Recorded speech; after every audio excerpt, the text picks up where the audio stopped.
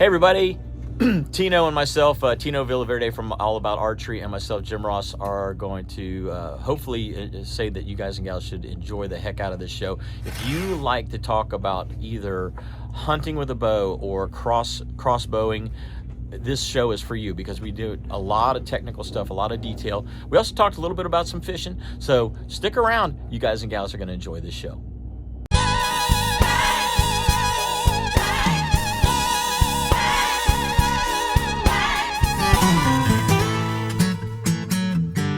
You're listening to WWBC, Cocoa, Melbourne, Titusville, 1510 AM, as well as W234BI, Cocoa, Rockledge, and W264AS, Rockledge, Melbourne, Palm Bay, and 100.7 FM.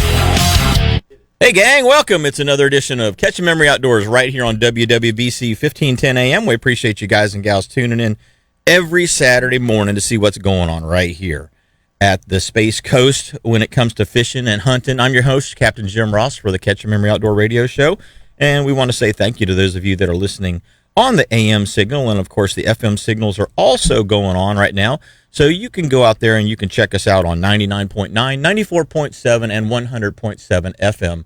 For those of you that are in the local Brevard County area, you can also take us with you, the WWBC app. Just download the app. You can get us anywhere that you have service. And, of course, Facebook Live. Good morning to those of you out there on Facebook Live. Thanks for tuning in, watching the show, actually. It turns more into a TV show at that point than it does an actual radio show. But we appreciate you guys and gals tuning in every Saturday morning right here to see what's going on the Facebook feed. And, of course, you can get us streaming audio at catchamemory.outdoors.com. Click on that Listen Live tab, and it will take you right to the streaming feed that we have as well. So there's multiple ways to get involved with the show, and we want you guys and gals out there this morning to feel like you're part of this show.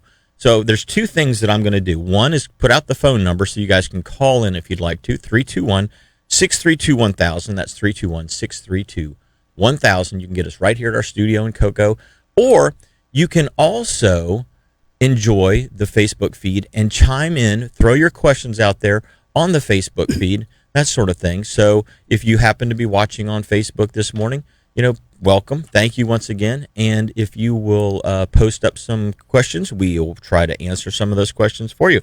I've got my friend, really good friend from All About Archery, Tino Villaverde, is in this morning. And Tino, you have brought a bunch of fun toys, it looks like, this morning.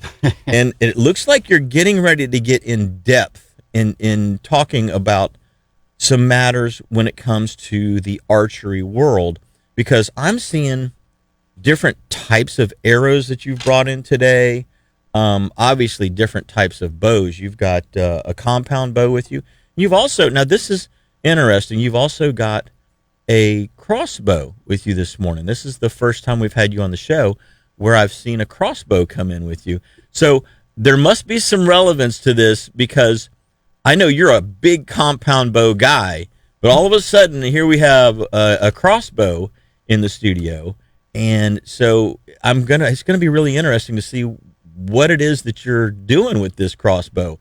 I'm going to take a guess, if that's okay with you. Being turkey season, I'm going to say that this is a better way to get a turkey than potentially trying to shoot him with a compound bow and still say you got him with a bow, a stick and a string, a bow and an arrow, if you will, rather than shooting with a shotgun. Am I anywhere close on that guesstimate?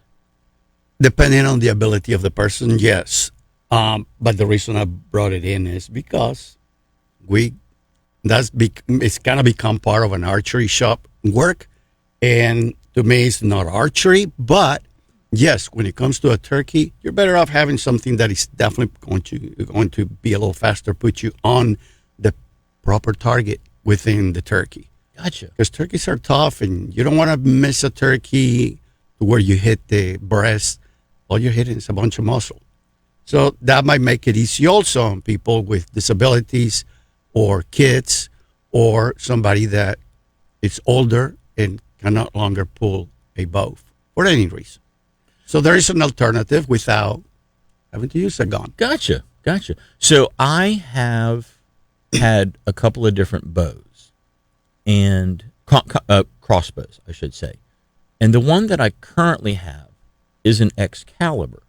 Now, my particular bow has no mechanical way of trying to load it or cock it, if you will, to load the string. You're using a cocking device. I use a rope, and it's you just rub some MAN on yourself, and you just rear back and pull because it's 150 pounds minimum. Yeah, it's like 150 pounds of pull to get it to load. Yeah, there are some better options today. I went with that option after I had a friend who had a bow that exploded on him inside of his ground blind. Now, don't know why it did. Okay, don't know why his crossbow exploded on him, but there was some kind of a mechanical failure. Maybe it was poor maintenance. Maybe a screw came loose. I don't know what the reasoning was, but all of those cables and strings and pulleys and different stuff went everywhere, and he was very fortunate that he didn't get injured. Mm-hmm. As we all know, anything that you do that is creating that kind of energy, it's holding back that energy, back, it has the potential to come unglued and could potentially be bad. So I went away from the compound bow I had, even though it shot perfectly fine. I never had a problem.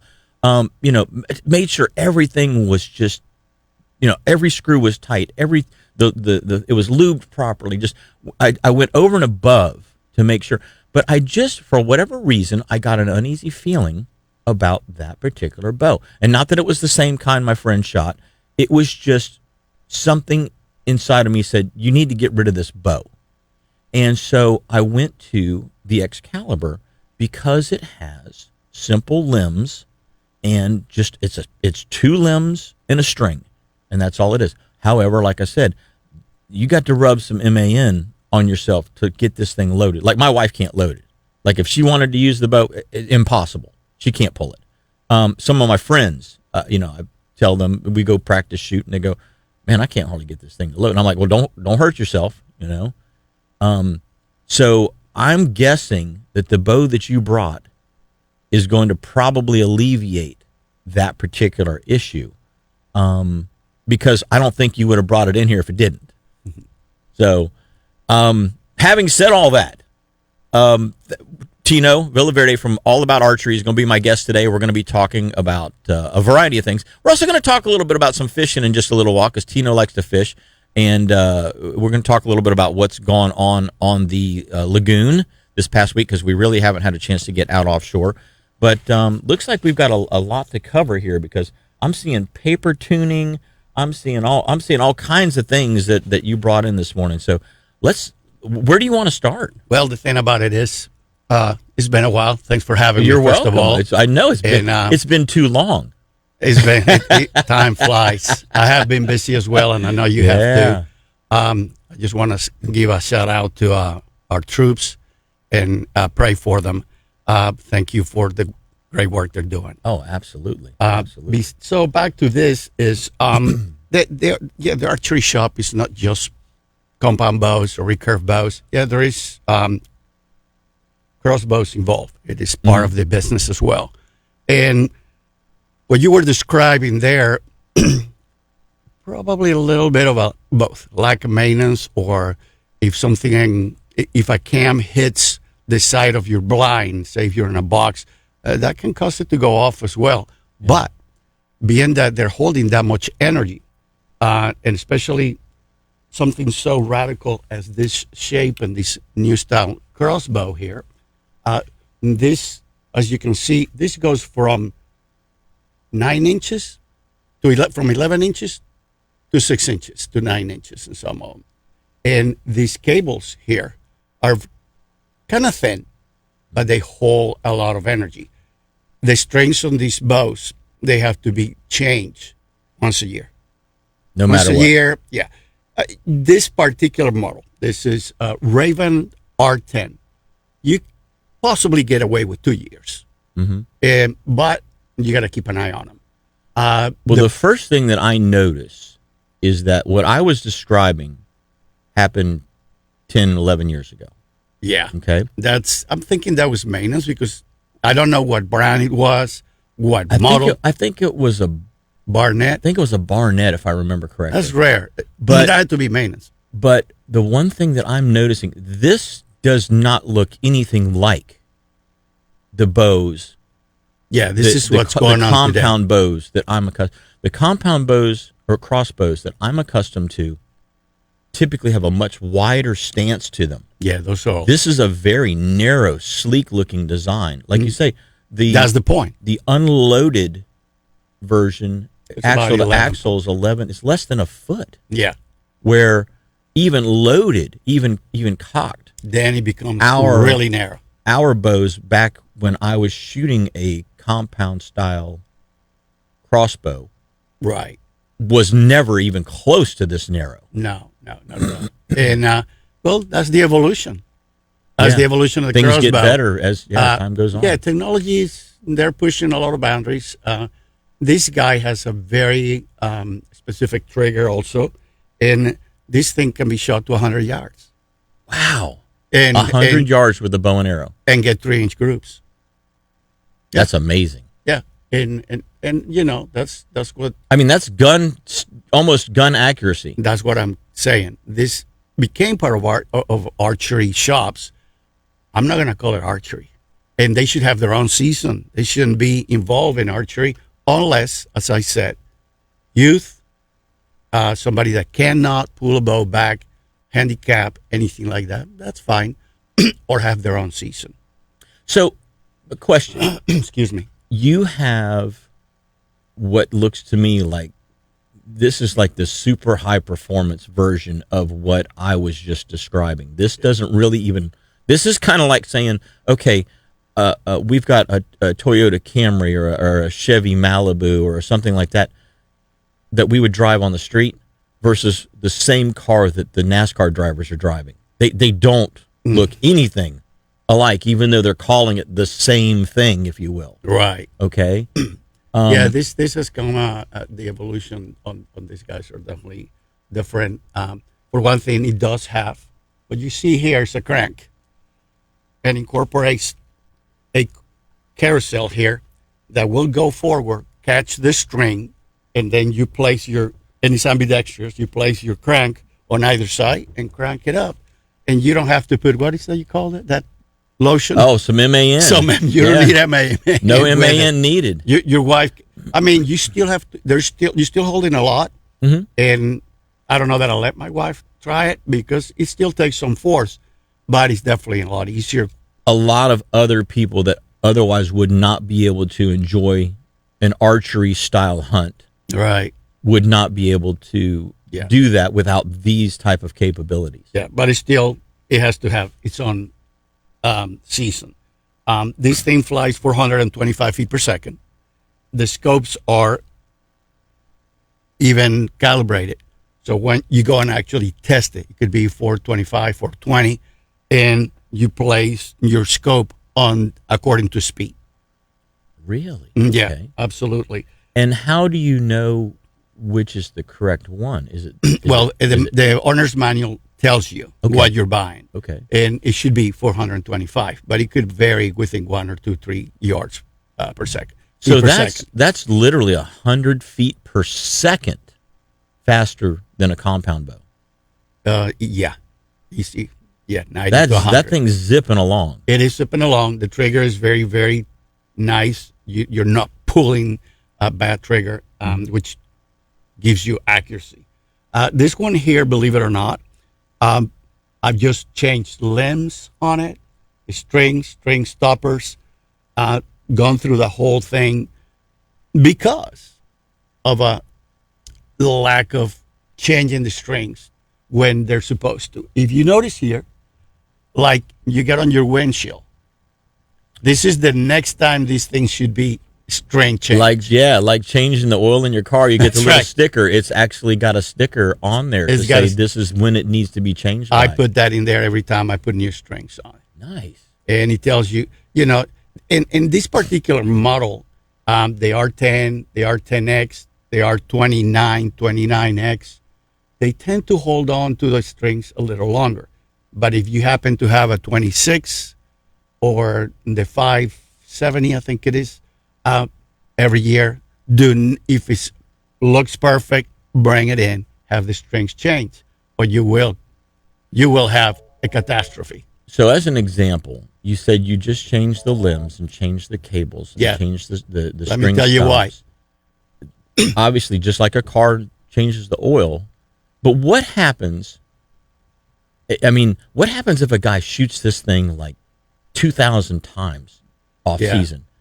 Should he change it more often? Way more often. I don't think you get 2,000 shots out of this particular weapon. Okay. Okay. It's not designed for that. A crossbow, put it this way, when I had bursitis, tendonitis, and all inflammation in my muscles here between my shoulders, I bought one. I remember you were having a hard time with your regular compound bow for a while. I'm still working on that. Yeah. So anyhow, I bought one. And so I sighted it in by the 40 yards and sitting on the ground with it on my knee.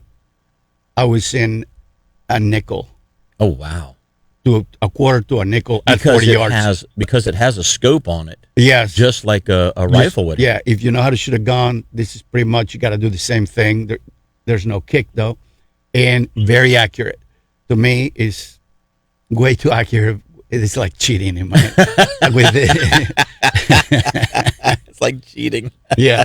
So this one had a catastrophe because they didn't change the strings on time, and that's the reason we had to even put new limbs on. Interesting. Very interesting. So that's what happened with this guy. So that was somebody's that they brought in? Yeah, that's somebody's bow. And they were like, I'm not really using it anymore? Or you were just like, man, I really like that. Can I buy it from you? No, they brought it in, and this two of the cables busted. The limbs, of course, go out. The rockers came off, and at that point, time for a rebuild. Problem. Yeah, time for a rebuild. So once the limbs go beyond a certain point, they overextend, and they have to be replaced. Interesting. Very interesting. That's what this is all about a little bit. Well, guys and gals, we're already up to our first break. Wow, I can't believe we're that far along in the show already. But Tino Villaverde from All About Archery is in with me this morning. We're going to be right back. We've got Captain Mike Mann on the line, so don't go away. We've got the Mosquito Lagoon report coming right after this message.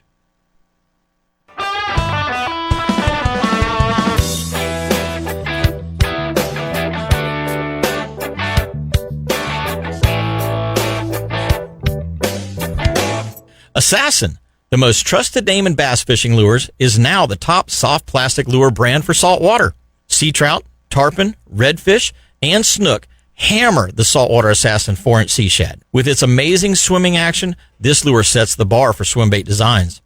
Other companies continue to try, but none have been able to replicate the action of this incredible minnow-style lure. But Assassin has other proven designs. I like the native shiner colored 5-inch Shad Assassin. That's my go-to lure when I'm targeting big gator trout. Redfish love the Drunk Monkey or the Mudbug colored 4-inch Assassin Shrimp Cocktail. And you can rig these on a weedless worm hook or the amazing Assassin Springlock jig head. Now, these are just a few of my favorite Assassin lures. Check out what top professional anglers have known for years. Assassin lures simply catch more fish, and you can get them at your local tackle store or go to bassassassin.com and get some of these fantastic lures for yourself today. Starbright Premium Marine Polish helps keep your boat looking great. This easy-to-apply premium polish uses polymers instead of wax, so it lasts up to 3 times longer than traditional boat wax. The polymers in Starbright Premium Marine Polish are also easier to apply, block UV rays better, and help keep fish blood, slime, and poop and other stuff from sticking to your gel coat. Starbright Premium Marine Polish isn't a wax, it's a sealer. It's safe for all fiberglass, paints, and polished metals. You won't believe how awesome Starbright Premium Marine Polish will make your car or truck look too. Wax is for surfboards, not boats. Protect your boat with Starbright Premium Marine Polish.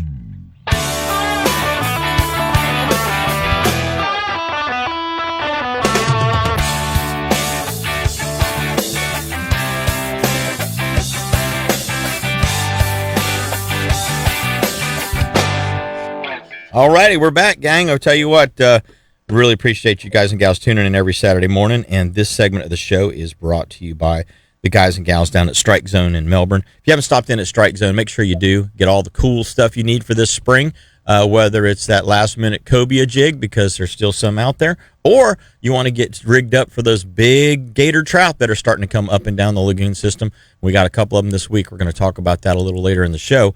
But there's some good ones out there. There's some 25, 26, 27-inch trout that are starting to show up. So we're going to go to the phone lines right now. So stop in at Strike Zone and check them out. And we're going to go to the phone lines and get with Captain Mike Mann and see what's going on in the Mosquito Lagoon today. What's going on, buddy? Good morning, Jimmy. Having a rough morning? You are or I am? No, you are. We're going to the phone lines. We'll go to Strike King. Yeah, go to Strike Zone. Go to the phone lines. We got to go everywhere. Well, that and I'm trying to also put a post up on the Facebook page at the same time while I'm talking. So multitasking dude, you're a master multitasker. I'm working on it. I'm working on it. So tell me about the Mosquito Lagoon this week, Mike. Do we have any more water depth? Is the water come up at all with all this east wind? Oh yeah, the water's come up quite a bit this week, and the first few days of the week it kind of threw things off a little bit when it first came up because fish had been hanging in some areas where they were low water areas, and then you get another 8 inches to a foot of water in the lagoon, and that's a huge difference. So it took a day or so for them to kind of move into those higher water areas. Once they moved in, the redfish bite's been great. Oh, that's great to hear. That's fantastic news. Yeah, we got 7 redfish. Smallest one was 24 inches. Biggest one was probably 32 inches. And a 3-hour charter day before yesterday. Yesterday, I think we had 4 or 5 redfish all in that same class. And then you get up in the creeks, and the come up in some of the creeks right now is the water is flowing so hard and so fast. It's a little tough to work them. Mike, I'm starting to move back into this one. Go ahead. Just going back to the redfish. You just said your average fish this week has been 24 to 32 inches. To me, that does not seem like for over the past, let's say, 10 years. That does not seem like your average size Mosquito Lagoon redfish. I'm thinking that those fish that were 18 to 24 inches have now grown. Yes. And there may be a new class of fish that's moving back into the Mosquito Lagoon, maybe from just north of us. I know that St. Augustine, Jacksonville area had a lot of our redfish left here whenever the lagoons kind of crashed 8-10 years ago. Yep. And now that the lagoons are coming back and getting in better health, it seems like these fish may be coming back down, maybe pushed down by the cold, and now continuing to stay here. What are your? That's just kind of off the top of my head what I'm thinking of why we've got that size fish. Do you have any particular reasoning why you think we're having this size fish? Oh, I think it's definitely because there's been no harvest for 4 years. So a lot of the ones that did stay even with the bad water quality have reached maturity, and now they're spawning. So you figure ones that were spawned 4 years ago, what size are they today? Right, right. 4, even 5 years ago that were spawned. So the grass has been back for, I think, 3 or 4 years. Yeah, about 3. And now, yeah. Then we started a lot of the fish, I believe personally, because we had there's a lot of guys who typically weren't targeting redfish that they were targeting the spawner, suddenly were keeping slot-sized redfish in the ICW. And, both north and south of the inlet, of Ponce Inlet. So I think a lot of those fish have moved back in. And, there's some big redfish. It used to be you'd kind of cruise the shoreline and you're sight fishing, and most of the fish you would pick up would be like 22 to 26 inches, 27 inches. Man, they put on some weight, man. They're heavyweights. I mean, now. if you see a 30-inch redfish crawling along a shoreline or just cruising a shoreline, yeah. That's a substantial sized fish to be in 12 inches of water. It is. And there's been a lot of really good tailing before the water came up. And I've still got tailing. They've just moved up to the next level is what's happened. They've moved up to where it was too shallow for them to get into. Now they've moved into those areas. Gotcha. Well, what's the? I mean, are you throwing artificials this week? Are you throwing live baits? Are you throwing cut baits? What's the magic trick today to get those fish hooked up? At the beginning of the week, we were sight fishing and we were using shrimp. Then the wind picked up and it got really a little too challenging to sight fish. Because basically, first thing in the morning, it was pretty calm. You could find some tailors, but as soon as that sun started hitting the water, so did the wind. So it kind of made it a little challenging. So we've been using chunk bait. I've been catching mullet in the morning, and we've been just throwing some chunks. There's been a lot of ladyfish around up in the river. So if you don't catch mullet, you can always run up there, throw some jigs with a shrimp on it, and hook you some nice ladyfish and use that as chunk bait.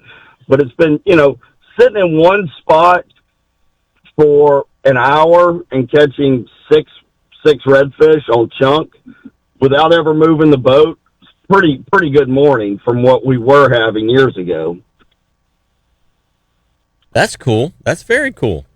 Yeah, you got to kind of fish the conditions and not the idea you want to fish sometimes.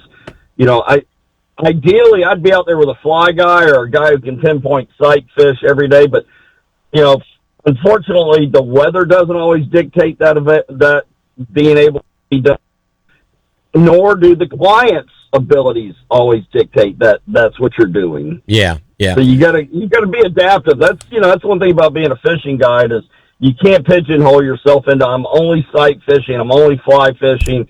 You've got to be adaptable and you got to be ready. Especially March, April, you don't know what conditions you're getting. Heck, we might get another 40-degree day this month. And we're definitely going to get a wind out of the northwest, and then out of the east, and then out of the southwest, and then it's going to go back to the northeast, and then it's going to go back to due west, and then it's going to come out of the southeast, all in like 3 days. Oh, and don't forget the 3 days of rain we've got coming up this week. I've observed the same. That's the truth. I mean, So, Mike, one of the are just I was going to say one of the things that when you're throwing cut bait, one of the things is, do I have a fish on or not? I mean, yes. Do you ever use? I just started doing this in some of the dirtier water, and I don't know why I didn't think of this before, but this is a little tip I just wanted to throw out there. So I have these R&R floats, okay, that I use for triple tail and tarpon and all kinds of stuff, but R&R Tackle makes them. They're a fantastic little float.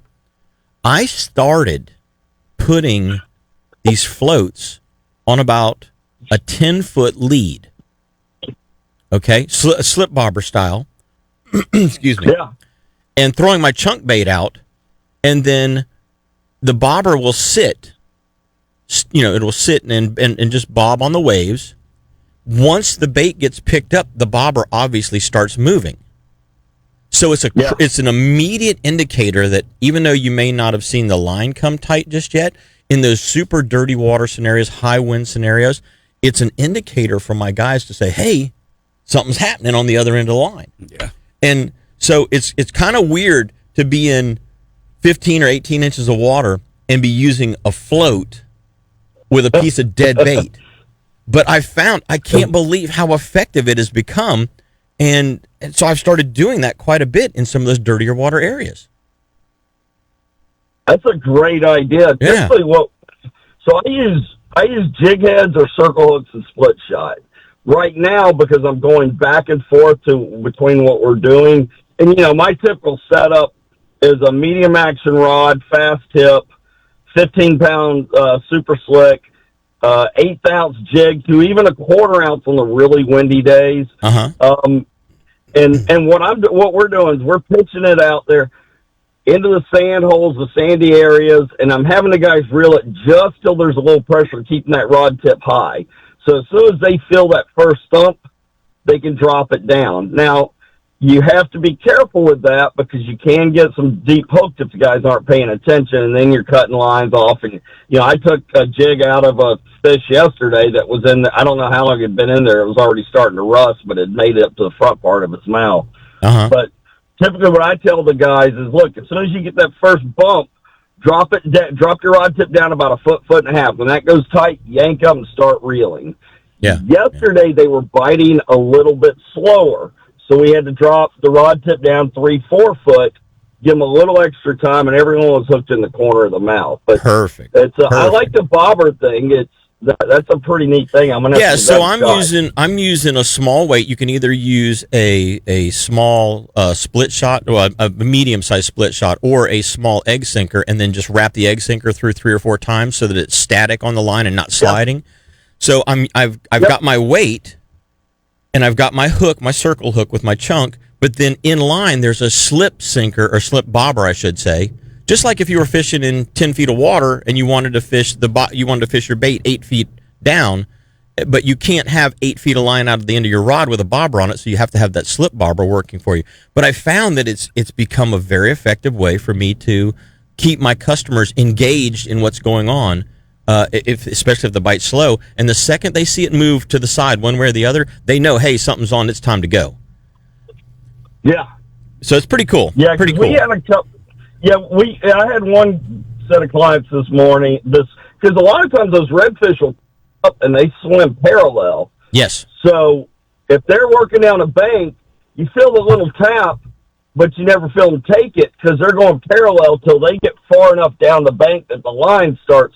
And now where that's really a problem is when it's the north fish eats and he swims through all the south lines. Yeah. If you got 2 or 3 lines out and all of a sudden he swims through them all. And when we have had it, I've had one fish eat one, swim down, pick up another one, and keep going. Next thing you know, both guys are hooked up on the same fish. Oh, that's funny. That's funny. Well, buddy, we are pushed up. We're pushed up against our break here. How does somebody get a hold of Capt Mike, man, and get out there and do some of this cool red fishing we've got going on in the Mosquito Lagoon right now? Yeah, I've got days available this April. You can give me a call at area code 386 or 386-295-5991. You can go right to my website, Fat Fish Guide, and book it directly from there. Follow me on Instagram and Facebook, CAPT Mike Man with 2 N's. Guys, get out there and have some fun. Enjoy your family this weekend, and have a wonderful Easter. Thank you so much, buddy. Same to you, and good luck on your fishing this next week. And thank you so much for the live report. Oh, my pleasure, guys. Take care. Take care now. Hey, gang, we're going to be right back with myself and Tino Villaverde from All About Archery after these messages, so don't go away. We're going to be right back with more Catch a Memory.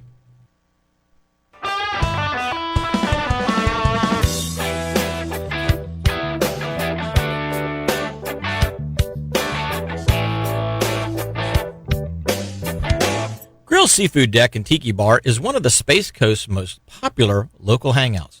We love to kick back and relax at either of their waterfront locations with a cool tropical frozen drink and some of the freshest island-style seafood around. Grill's is known for its fantastic food quality, like their bacon-wrapped scallops, shrimp Cuban sandwich, or one-of-a-kind Bahamian fish chowder. The Tiki Deck features some of the area's best local bands throughout the week, plus Grill's has a fantastic breakfast menu, too. Chill out at Grill's original location in the Cove at Port Canaveral, right next to Sunrise Marina, or check out Grill's Riverside location on Highway US 1, just north of the Pineda Causeway. Go to www.grillsseafood.com for more information, and remember, it all happens at Grill's. Nobody likes to pay for insurance, but you have to have it. So do what I did. Go to Petrucci Insurance. They're your local independent insurance agent, and they're here to make sure you get the right policy to fit your insurance needs at the best price available. I gave Petrucci Insurance a call. They reviewed my current policy and saved me $700 on my home insurance alone. Plus, Petrucci found me better coverage than the policy I had with my other company that I'd been with for years. Don't waste money another day. Call Petrucci Insurance at 321-632-1200. That's 321-632-1200. And stop wasting money on your home, car, boat, and life insurance today. Trailer problems can be a real day breaker. When you need to go to the area's best trailer supply and repair shop, try Ferguson's. Family owned and operated since 1954 and located on Highway 192 in West Melbourne, Ferguson's has a huge supply of trailer tires, wheels, axles, lights, jacks, and other trailer parts in stock. If you're not a do-it-yourselfer, stop by and pick up the parts you need. If not, let their expert staff do the repairs for you.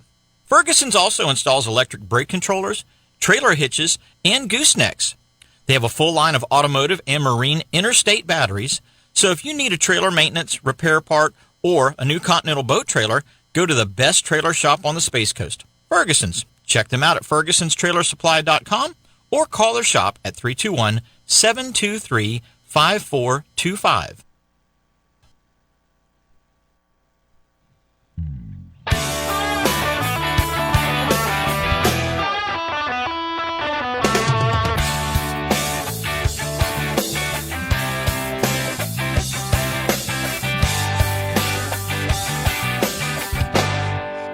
Hey guys and gals, welcome back. If you haven't stopped at Direct Graphics, you need to stop at Direct Graphics. If you have a business, have these guys, just give them a call, 321-631-1001. That's 321-631-1001.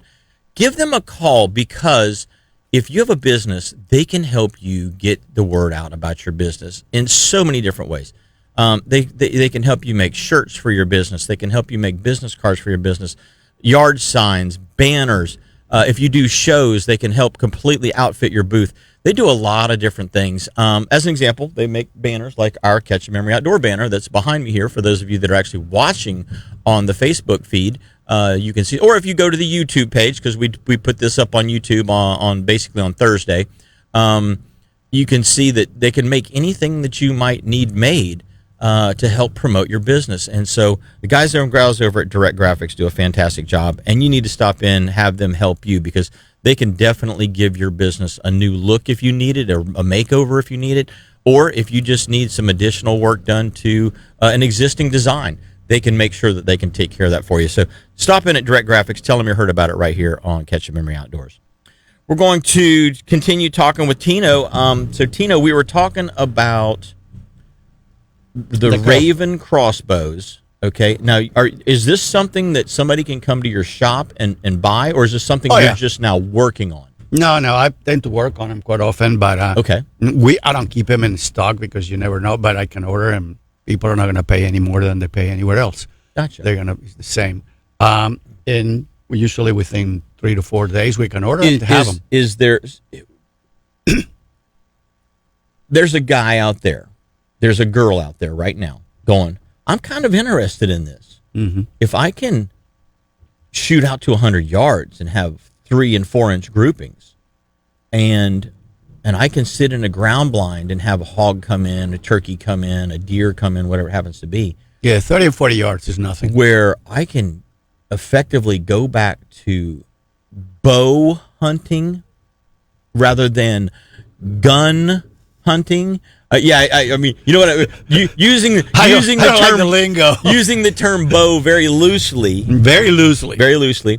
To me, that's not archery. To me, that's just a different weapon. Yeah. But it doesn't involve powder. You know, it's like saying, okay, are you going to shoot the hog with a gun, or are you going to blow him up with a hand grenade?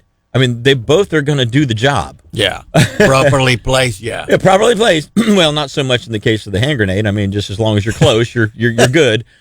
But different way to achieve the same thing, basically, to harvest an animal. Yeah, yeah. This is something where that person that has that, in my case, and in fact, in your case, shoulder issues, torn rotator cuff issues, right, things of that nature. People that have certain disabilities, let's say somebody has, multiple sclerosis, something like that, where they don't have the strength to be able to pull the bow back. A variety of other reasons for it as well, yeah. For it. This now gets them back into a semi-primitive weapon. And back to hunting. Yeah, that's the point. To me. Yeah. Yeah. Because that bow is no longer an effective means for them to be able to, a compound bow or a recurve bow is no longer an effective means for them to get out into the woods. Or not even get into the woods. If you just like to shoot, that's the one thing that I really like about my crossbow, is that if I want to shoot something, but I don't want to be firing a gun, let's say at daybreak, I can harvest an animal without making a whole bunch of noise. That's true. And so in some cases, especially with like hogs, Yeah, you're not wrong. you can shoot that animal and maybe the rest of them kind of run off for a minute. But if you've got some feed down, they're going to come back. Possibly. You shoot a gun, and most of the time they're going to run way off. You know, you pull the trigger on 270, they're going to run. But you pull the trigger on this, that's all they hear. You know, Fred's laying on the ground. What happened to Fred? Well, Taking a nap in the Yeah, middle I don't of know, feeding. but- Come but on, I- get up, Fred. Yeah, he's not eating that corn. I'm going to eat that corn, you know? Yeah. So it's a way you can actually harvest multiple animals. It's like having a silencer on a rifle. Exactly. And when it comes to hogs, we all know hogs are a pest. They become quite a problem. Oh, and they're tasty. And it is definitely a way to keep them. No, I understand you can take it to the kitchen. Yeah. But, you know, the reality is what they're doing to the ground. And farmers in Georgia are having huge problems, in Texas, huge problems with them, because the rate of reproduction is incredible. Yeah, they can have like 9, 10, 12. Yeah, every and once a month or two twice. litters or 3 litters a year. Yeah, it's crazy. three a year. So I have bolts. These are bolts. Not arrows, but bolts. Exactly. For my crossbow. Yeah. Now I'm looking at the ones that you have here. Different. They look Different knock. They don't look like mine do. Yeah. For the most part, diameter I mean, they be do, the same. This is a crossbow broadhead, but this one actually clicks into the string like and a compound bow would. like a compound So the bow. knock It does is not actually the bolt. notched. Yeah, and the bolt does not sit on a rail, which your rail is guiding that bow out. This one is floating on a set of rollers on just the front and being pushed just like a regular arrow out of a compound bow. So that's how it gets the increased speed. For once. Yeah. For one thing. Yeah. The rest is a lot to do with the rest of the design of the bow. Yeah. And it is actually pretty effective.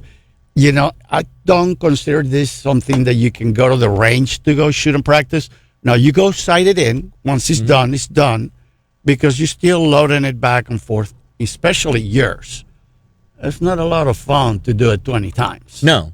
So if it's on, when you take one bolt, let's say you are sighting in, you shoot that, you got it at 20.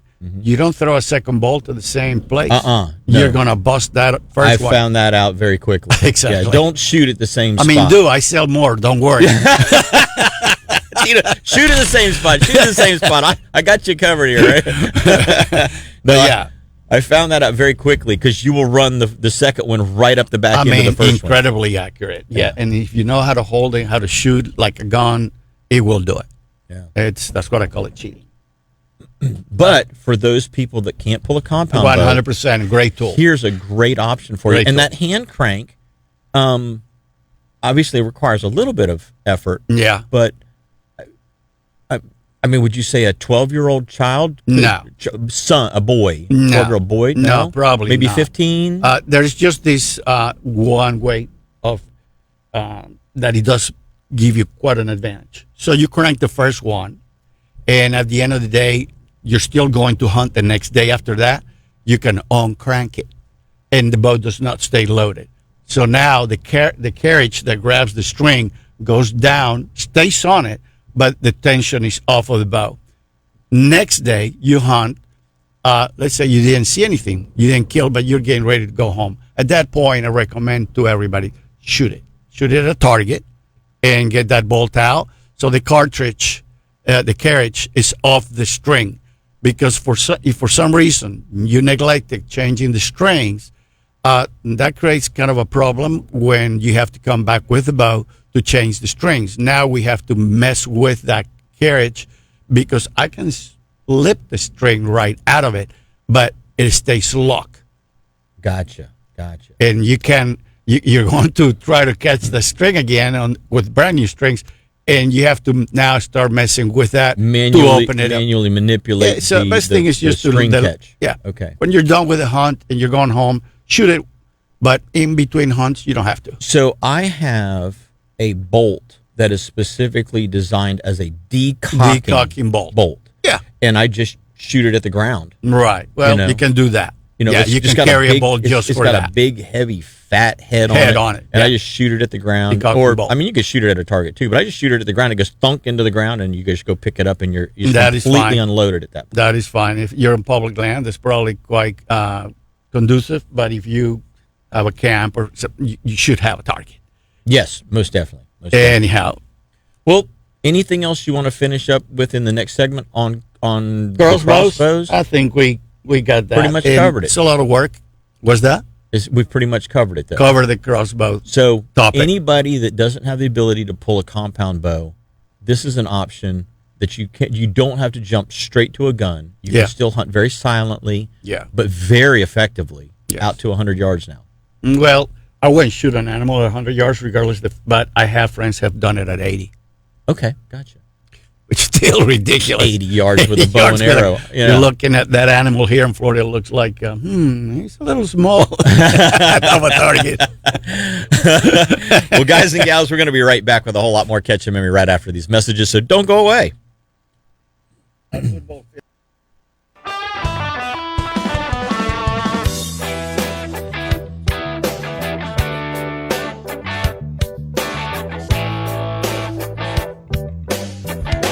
Who's got the best selection of rods and reels from Penn, Daiwa, and Shimano? Lures from No Live Bait Needed, Rapala, Mirror and Saltwater Assassin, and one of the largest selections of coolers and boating supplies in the entire state. Well, Ace Hardware in Titusville, that's who. Ace in Titusville is your one-stop shop for all of the fishing and boating supplies you'll need. Ace is just minutes away from the Titusville boat ramps, and their parking lot allows you to get in and out even when you're trailering your boat. Check out the largest selection of fishing and boating gear in the northern Space Coast area at Ace Hardware in Titusville on US 1. Every week on this show, you hear light tackle fishing expert Captain Jim Ross teach you the latest tips and tricks to help y'all catch more fish. Now it's your chance to get that one-on-one attention to seriously improve your fishing skills. Call Captain Jim for an instructional fishing charter. Jim will help you become that angler you've always wanted to be. Learn how to read the water, spot cruising fish, tie knots, and cast like a pro. Give him a call at 321-636-3728 or check out his website, finelinefishingcharters.com, to book your instructional fishing trip with Captain Jim Ross today.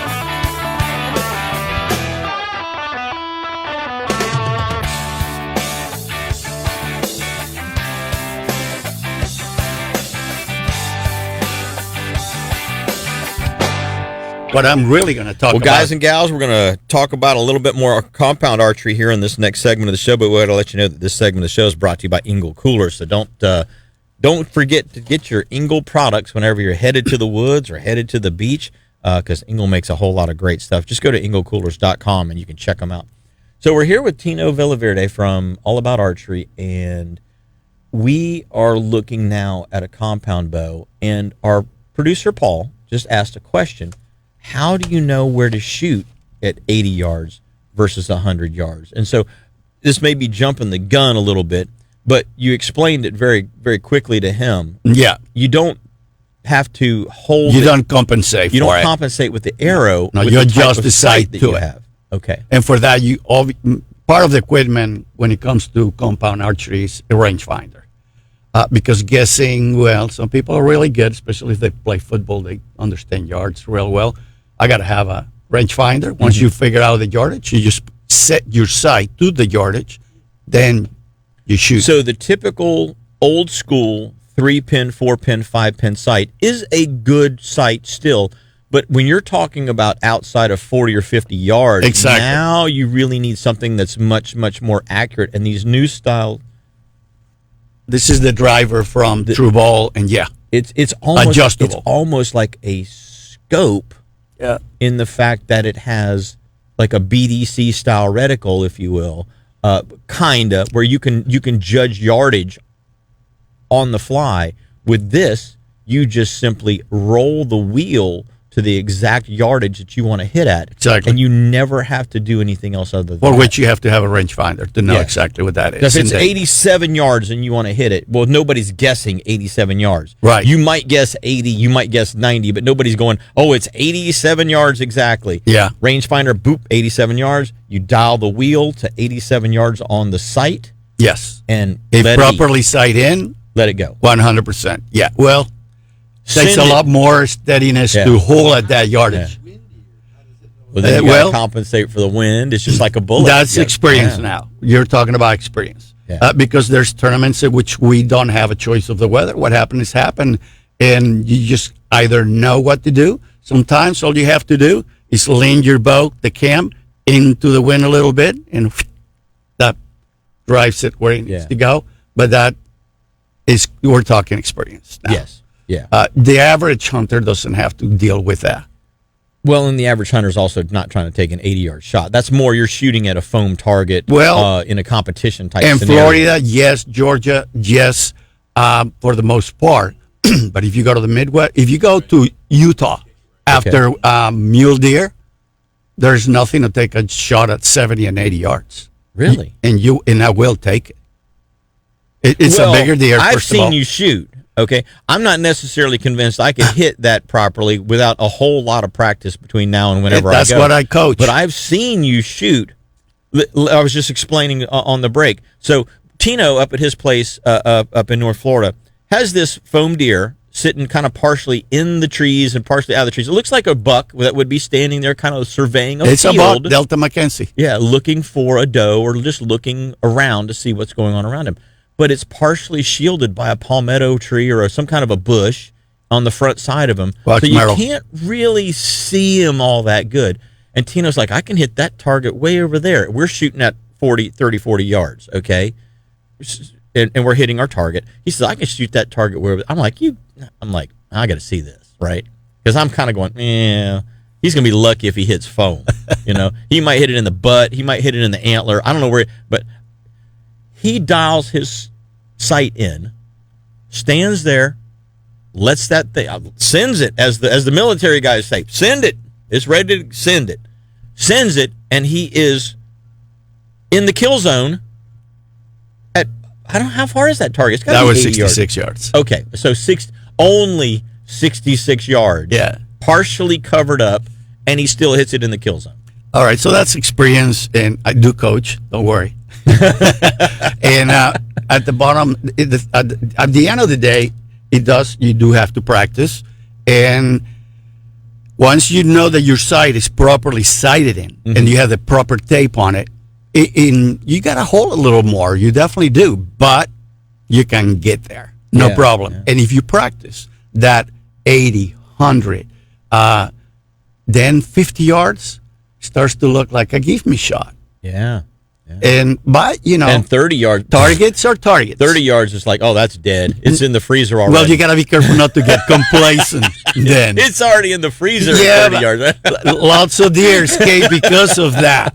I recall being on my tree stand. Ooh, he's coming. He is dead. Boop. Oh, what happened? Yeah, Because you completely. Oh wait, I didn't even look through the peep or Yeah, whatever. Well, yeah, exactly. I could close my eyes and shoot this Right, one, right. you know? You have to pay attention. But the reason I brought this bow, Jim, is not because it's pretty much the same as what I brought the last time. Now, what bow The is this one? This is the RX-10. Okay. And the difference between this RX-10 and the RX-10 that I have at the shop as well, and that I had at the house when you came over, and the 9, this one is 50 pounds max. Is it no 60s, no 70s, no? I've got my 60s still. Oh, you do? Okay. So they make one. But I can get it on 40. I can get it on 30. I can get it on 80. I can get it on 75. I bought a 50 for myself because of what I have been dealing with. Dealing with your shoulder. Yeah. But the reason you saw this paper here is you don't have to take a back seat because, oh my God, now I can only shoot 50 pounds. Well, this one is exactly 52.58 pounds. Okay. And I'm shooting this bow with a 340 at 265 feet per second. And then I go, wait a minute, I can just lower my spine. And then I go to my spine on a 400, and I'm shooting it at 271 feet per second. It is smoking. This is the arrow right here. And with that arrow, at 50 yards, I will kill anything. So a lot of guys are like, okay, it's a 60-pound bow, it's a 70-pound bow. I want a 75. I want an 80-pound bow. A lot of guys do. But bigger guys in particular. Bigger guys, sure. They're like, I want to pull an 80-pound bow. Or young. Yeah. But you're saying, what is the minimum poundage? Or is there a minimum poundage? Or is a minimum feet per second? Well, that's kind of a loaded question. In that Florida, it used to be for hunting. 35 pounds to hunt. Okay. Now they took that away. You don't have a minimum. I don't know that is okay, but that's what's going on.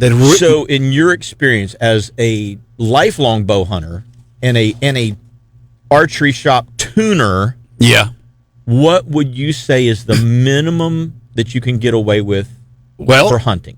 My wife killed a 230-pound mule deer at 35 and a half yards with 39.8 pounds. So under 40 pounds, and she killed a over 200-pound animal. She broke the rib going in, fractured the one on the other side where it stopped.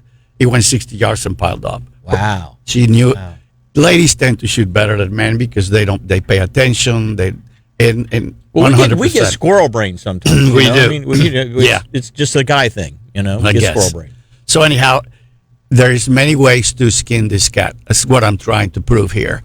So I had to go to 50, no big deal. That'll go. I just shot a pig last weekend, and it was 20 yards, which is not far at all. Right. Passed right through it with a 5-millimeter arrow, and doing 285 feet per second.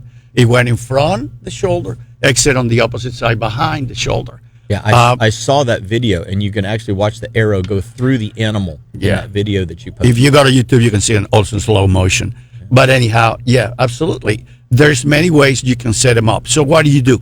You accommodate the arrow weight and spine to the launching of this bow, of the poundage of the bow. Okay. Now, you had mentioned a couple of different millimeters, and you had also mentioned a couple of different weights. Yeah, this is...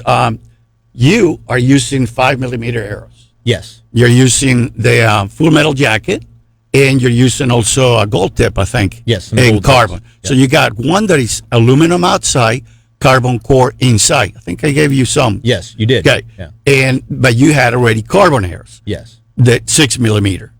Anything smaller in diameter will penetrate better. Okay. That's just a physics. Okay. This is a 4. So I'm trying to maximize my speed, my penetration with 50 pounds. So now I went to a 4-millimeter that is a 400 spine, which is plenty for 50 pounds, 7.6 grains per inch. Okay. I'm going to absolutely gain lots of speed, which I did. I went to 271 feet per second and penetration. So at a 400 spine and 7 point whatever grains per inch, is that a durable arrow that a guy can practice with all the time? Absolutely. Or is it something? Okay. No, absolutely. Is it just designed for hunting? No. You can practice. That's a misconception. Most people walk in the shop. Hey, I just need some practice arrows, and then I'll just buy the ones for hunting. And I'm like, no, sir, that's not what you do. The same. You practice with what you're going to hunt, and you can do it. It's not. That's the norm. Not the other way around. Gotcha. Yeah. So now all of these are hunting arrows and practice arrows. On arrows. So you've dropped to a 4-millimeter from a 5. Okay, but I'm dropping from a 6 to a 5. So I'm gaining speed because of that. I'm gaining penetration. You're gaining penetration, not necessarily speed. That all depends on the grains per inch.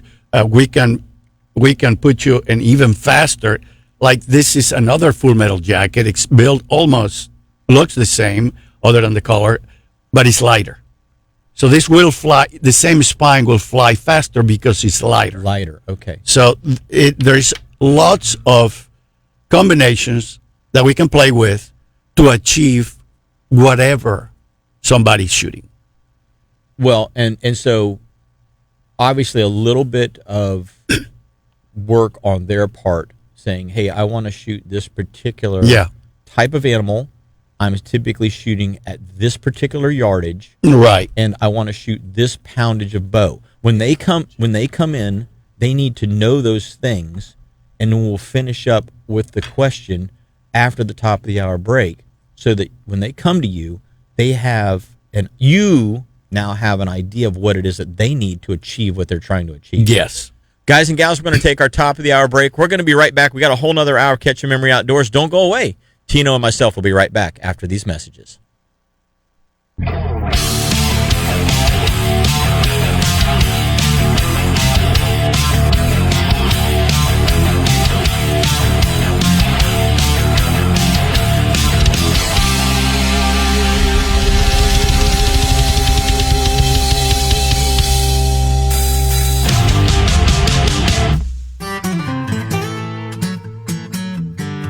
You're listening to WWBC, Cocoa, Melbourne, Titusville, 1510 AM, as well as W234BI, Cocoa, Rockledge, and W264AS, Rockledge, Melbourne, Palm Bay, and 100.7 FM. If you're a shooting enthusiast like I am, you have to check out the incredible lineup from Kel-Tec. Developed and made right here in Central Florida, Kel-Tec is a leading industry manufacturer of shotguns, rifles, pistols, and guess what? They're all chambered in common calibers that we all love to shoot. Whether you're a weekend plinker or you want some advanced personal carry or home protection options, Kel-Tec makes exactly what you need.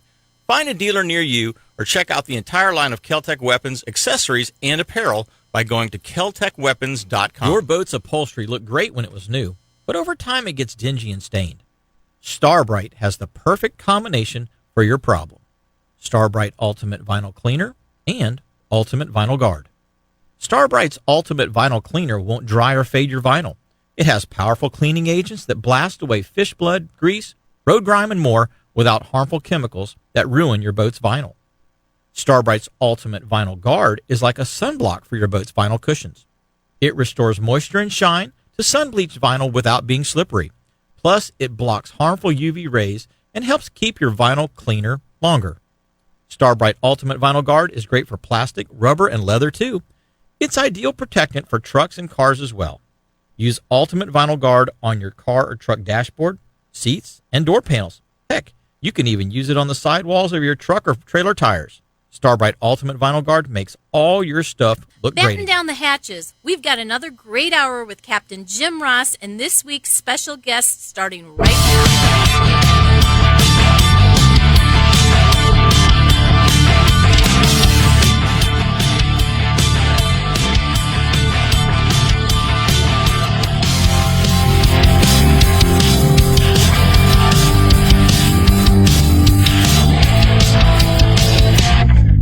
Hey guys and gals, welcome. It's the second hour of this week's show here on WWBC 1510 AM. We appreciate y'all tuning in to Catch Memory Outdoors. For those of you that are just joining the show, I'm your host, Captain Jim Ross, and we appreciate you tuning in. My special guest is from All About Archery on Aurora Road in Melbourne. That's Tino Villaverde, and I tell you what, Tino, we were talking in this first hour about arrows, and it's amazing how important that particular aspect of the hunting or shooting apparatus is. People think, oh, I'll just grab a handful of arrows, and then, oh, buddy gave me some arrows, and then, oh, these are cool looking arrows. I'm going to buy a couple of these. That's not how you buy arrows at all. Because you want your arrows to match in grain weight, in spine, and everything, so that they all shoot the same. It's like saying, okay, I'm going to shoot my 22 or my 223, okay? But I'm going to shoot 55 grain through it 1 minute. I'm going to shoot 62 grain through it. And I found some 75 grain. Let's shoot that too. And then at 100 yards, expecting to be on target with all of those different grain It'll never weights, happen. You're going to be all over the place. That's right. That's same the concept. Same concept. Yeah. It is ballistics. Yeah. So smaller millimeter, better penetration. Yeah. Less windage. Less effect by the wind. So Less drag. Better lift. One of the things that I want to ask is, there are a bunch of different vane designs. Yeah. Okay, when that's you're a loaded hunting, well, another loaded question. And- I'm full of them today, aren't I? Yeah. When you're looking at vane design for hunting or for target shooting, I mean, is there any one that you think is better than another? Do you like feathers versus plastic? Some guys really like feathers. Yeah, well, that was natural back in the feathers. day. We used to feathers. Feathers is more for now, really. It can be used. It worked in the past. It will work today, but they tend to be noisier. And for recurve and longbows, absolutely, you got to have that. But on compounds, absolutely not. And you know the vanes that you had on your 6mm arrows you have. Yes. And it's about a 1 on 7.75, and they have a higher I think profile. They're like blazer veins. They're blazer veins, yeah, from boning. Excellent. Works fine. It's 20, 30 yards, not a problem. And the minute you get into a little larger broadhead, not necessarily heavier, but larger, a little longer profile, we need to control that a little better. And I tend to go into hybrids, which the profile now of the arrow, it's lower, a little lower, but they're longer. So therefore makes up for that higher profile. And they will control a longer broadhead better. So as an example, if you're shooting a field point, No problem. and Anything. and then you shoot a broadhead, fixed broadhead. a fixed some Exodus. of the mechanical broadheads seem like they're really long now Well, because some are. the blades they're trying to create wider cutting channels. The Green Reaper, for example, whitetail special is quite long. So It still because weighs 100 because grain. The blades want to come They're out front. farther. Yeah, they deploy from the front back. And, you're talking about what's best. There's a guy named James Yates who did a really properly done air study. And I listen to that kind of stuff. That's like keeping up with everything in the industry. And there's definitely ways to improve the dynamic fly of an arrow. He's the reason I'm using this. Okay. And this is, as you can tell, longer. Much longer, but kind of a still lower even profile. lower profile. Yes. This gives me the best lift. An arrow has, as it lifts from the bow, has to maintain lift. That's one of the things we tend to lose quite a bit. Has to have the minimum amount of drag possible to maintain that dynamic fly and control the broadhead all at the same time. You're adding winds to the front of that arrow. Yeah. It's really kind of... And so the arrow flexes as it's not a As straight well. piece. It Never. looks like a snake going through Yeah. the air if you slow motion it. Yes.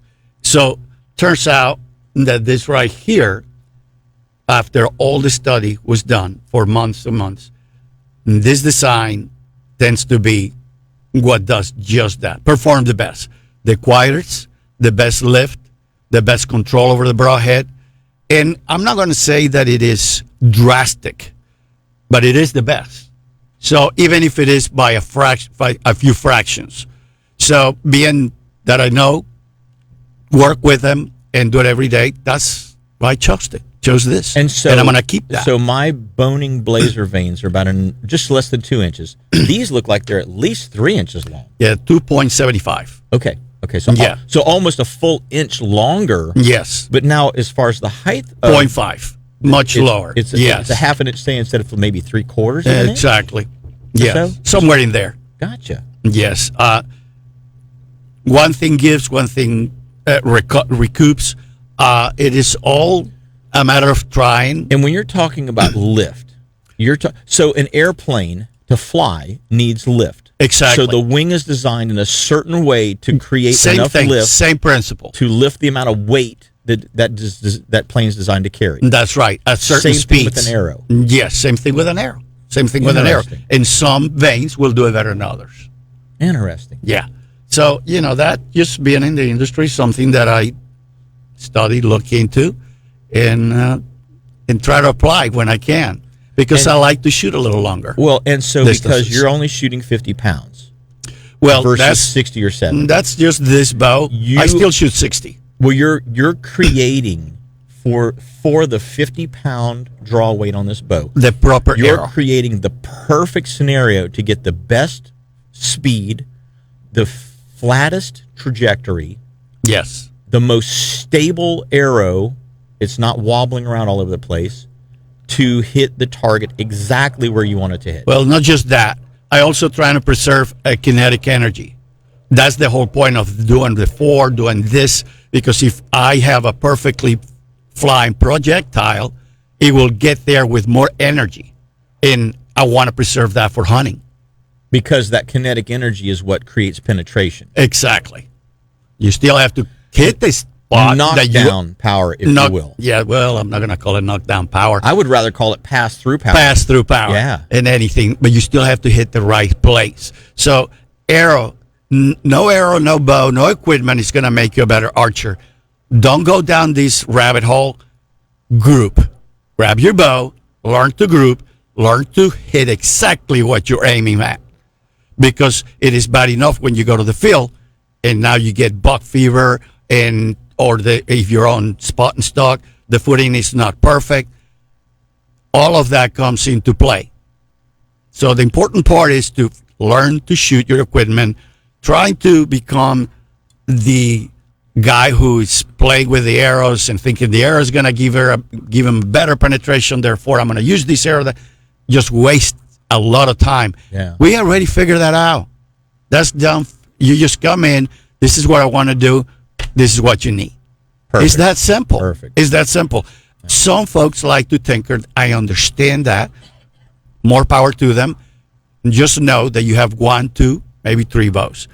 I've gone through thousands, and there's going to be tons of variables. When it comes to setting up a bow, you did it for yourself. You did it. You might play with it once, twice a year. I do it every day. Every day. Yeah. And it makes a difference. You start to know the little niches within a bow. Just like a gun wants a different bullet or a different cartridge or a different amount of powder within the same caliber. Yeah. Every bow changes a little bit on what it's Does going that to as do. well. Our producer Paul, you had a question for Tino? Well, you guys have pretty much answered it. It was more along the lines with are all arrows the same? Like with ammo, I can buy expensive ammo, cheap ammo. It'll all shoot out of my gun. But for the accuracy that you're looking for, do you have to buy the very best arrows, or do all of them shoot the same? No, they definitely don't shoot the same. And, I mean, you can go to the big box store and buy a very cheap arrow. What you don't understand, you're getting a 6,000 to 8,000 straightness. I got 2 right here that look exactly the same, just to give you an idea. This one is 2,000 straightness. This one is 1,000. So, absolutely not. You're not going to get the same performance out of something that is not as obviously straight. something that is as controlled as it only has a 1,000th. That's as good as you can get it. From one end of that thing to the other versus Yeah. say 6,000. Think of it like a stick. Exactly. Okay? How straight is that stick? Okay. How straight can you make that stick? Does it have a curve in it? Does it have a Right. knot on one side? But it will still group somewhere. Yeah. Okay? So just learn to shoot your bow and group. We'll worry once you progress on, if you just were started guy. Well, as you progress, you want to then have better equipment. With the Eastons that you gave me the last time we did the show, you're like, you need to start shooting these, okay? And you're like, here, take these and shoot them. At 20 yards, not much difference between my 6mm and my 5mm, okay? Grain weight, spine are similar, but not exact, okay? At 35 and 40 yards is where I start noticing a difference in how they shoot. Grouping. The groupings on the arrows that you gave me are, I would say, not considerably tighter, but they're definitely tighter. However, they shoot a little bit different than my gold tips do. Well, a little heavier. And so I have to compensate and shoot just a tad high at 40. Yeah. Just a smidge to compensate for it. It's something that if I get rid of the gold tips altogether, and you would move shoot the sight. Just shoot the Eastons, I would move the sight. Yeah. I'm typically at 40 yards. it's still shooting within, let's just say within an inch. I'm not done with you, so don't compromise yet. Well, they're shooting within an inch of one another at 40 yards. And I feel like if I do everything on my end correctly, an animal at 40 yards, I'm going to hit that animal or that target where I want it to hit. Yes. But I do have to remember that there is a slight difference in how those two fly. Yeah. And so when you start talking about shooting at 50 or 60 or 80, now all of a sudden what was only an inch at 40 yards, if I start trying to shoot at 80 yards, I'm thinking that's going to be 4 or 5 inches difference. Yes. And that's the difference between a competent hit on the target and just slinging an arrow down range. No. That's the difference between commitment, because at one point, I'm going to have to get you to commit. Okay, this is the arrow I'm going to be using, and that's it. You're making a pretty strong argument. I can tell you. You're making a pretty strong argument for it. Well, guys and gals, we're going to be right back with a whole lot more Catch and Memory right after this break, so don't go away.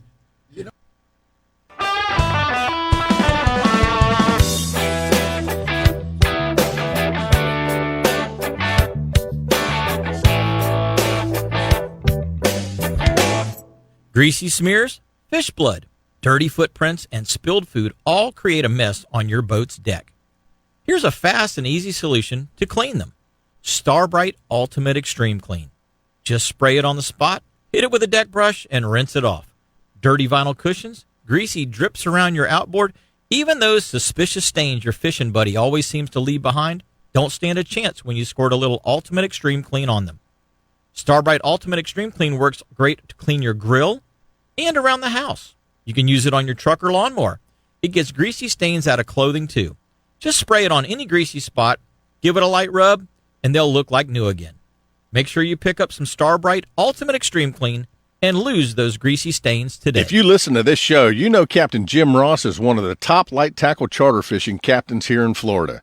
Jim's been fishing these waters on the Space Coast his whole life and has been a full-time captain for almost 30 years. In that time, Jim's clients have landed thousands of personal best catches, including giant tarpon, redfish, and snook, plus a few massive black drum. So if you're looking for an incredible adventure, book your next charter excursion with Captain Jim Ross. It's simple. Go to finelinefishingcharters.com, click the reservations tab to see Jim's available dates, book the type of trip you want, and get ready to go catch your next memory. The most trusted name in bass fishing is also the top soft plastic lure brand for saltwater species. Sea trout, tarpon, redfish, and snook can't resist a saltwater assassin 4-inch sea shad. Its amazing swimming action sets the bar for swim bait designs. Others continue to try, but no one has been able to replicate the action of this incredible minnow-style lure. But Assassin has other proven designs. The native shiner-colored 5-inch shad assassin is my go-to lure when I'm targeting big trout. Redfish love the drunk monkey or the mudbug-colored 4-inch assassin shrimp. And snook and tarpon love their new little P&V dart bait in watermelon red flake or Houdini colors. You can rig these lures on a weedless worm hook or on the amazing Assassin Spring Lock jig head. So these are just a few of my favorite Assassin lures that help me and my customers stay happy. Check out what top professional anglers have known for years. Assassin lures simply catch more fish. Stop in your local tackle store or go to bassassassin.com to check out this incredible lure for yourself.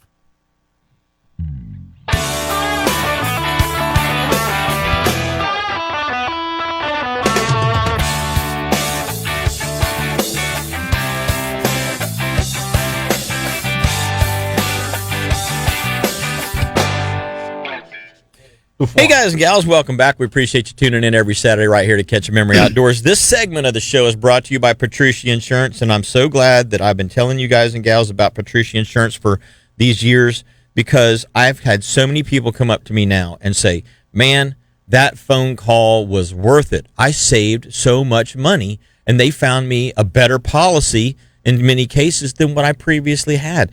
That's what they do. And Patricia Insurance Agency is out there to try and help you get the best deal possible. There are some people that they can't help. There's some things that they're not able to insure. Okay. So, Tino. I called them, and precisely the answer was, I cannot find anything better than what you already have.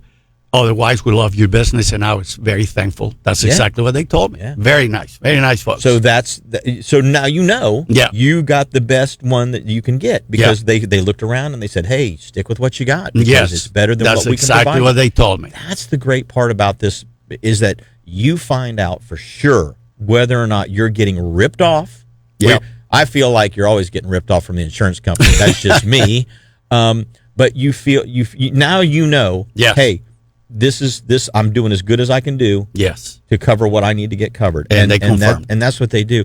As an example, I went back in. I've got a Ford that's under a personal policy. I've got my Chevy that's under my business policy. And, they tweak everything every single time I'm updating. They check and make sure that there isn't somewhere else that I can save or possibly get better coverage. And so in many cases, it's a savings at this point because we've got the coverage pretty much dialed in. But at this point, it's a savings. But then I was just in the other day paying my truck insurances for both personal and my business. And Virginia, over at Petrucci, she says, hey, look, she goes, let's requote this again. I know you're paying for the full year. Okay, you're paying from March to March. Let's requote this in July, though, and see what happens. We might be able to get a better rate if we requote it then. And I'm like, okay, well, I don't understand the inner workings of insurance. That's what they do at Petrucci Insurance Agency. They understand it. But she says, I want to requote this halfway through the year and just see what happens.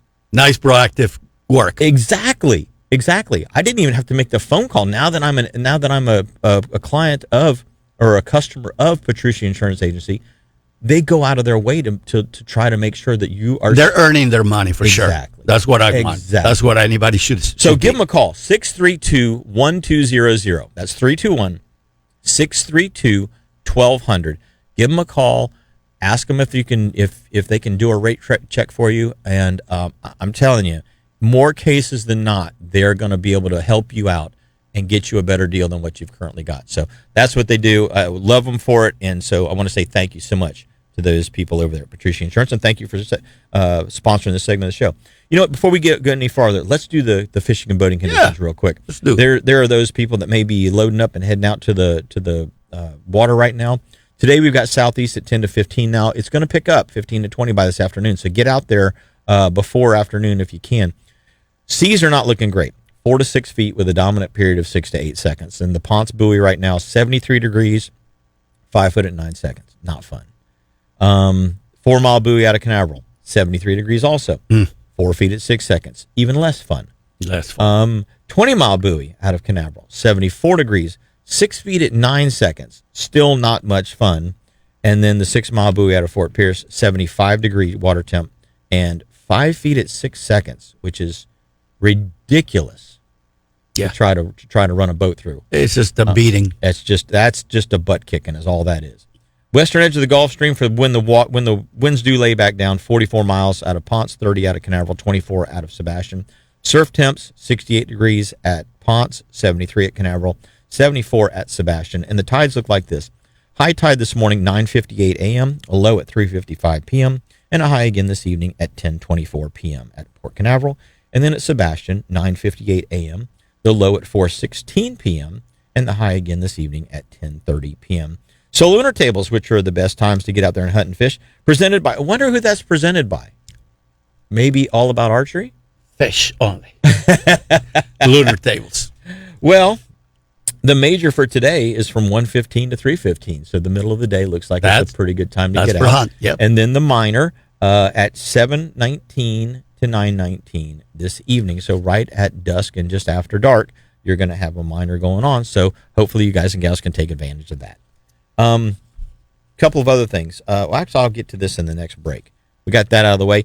So you were finishing up with arrows and the length of the broadhead, the weight of the broadhead. The shape. I'm going to call it shape. Okay. Because mechanical versus fixed broadheads. Fixed broadhead's going to have more of a challenge to be guided, to that arrow maintain that fly straight. But the vanes The veins will help are that. what maintains that, and you can change veins and Yes. become more accurate even within the same arrow Yes. if you want to. Even. Yes. Interesting.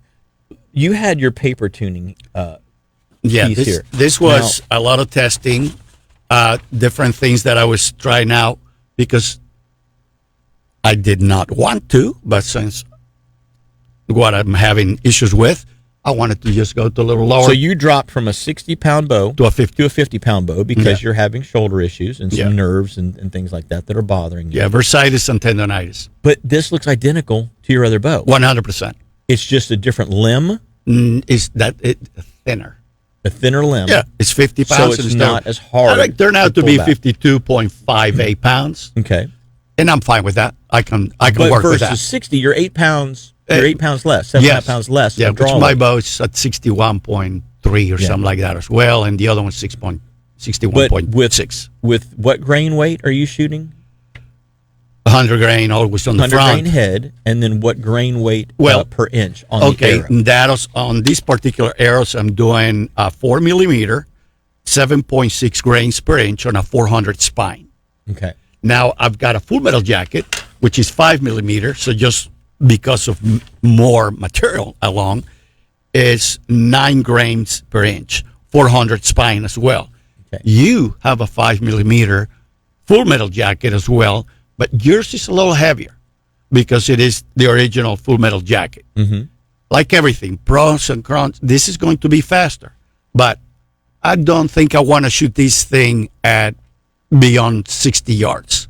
Okay. Where you have a heavier full metal jacket, I will shoot that one to 80 yards. Gotcha. At an animal, if I have the proper animal to shoot at, but 70 better. I'm shooting a bow that is shooting at 60 pounds, You can do it. and with a heavier grain weight, it still has the kinetic energy Yes. to properly penetrate. Yes.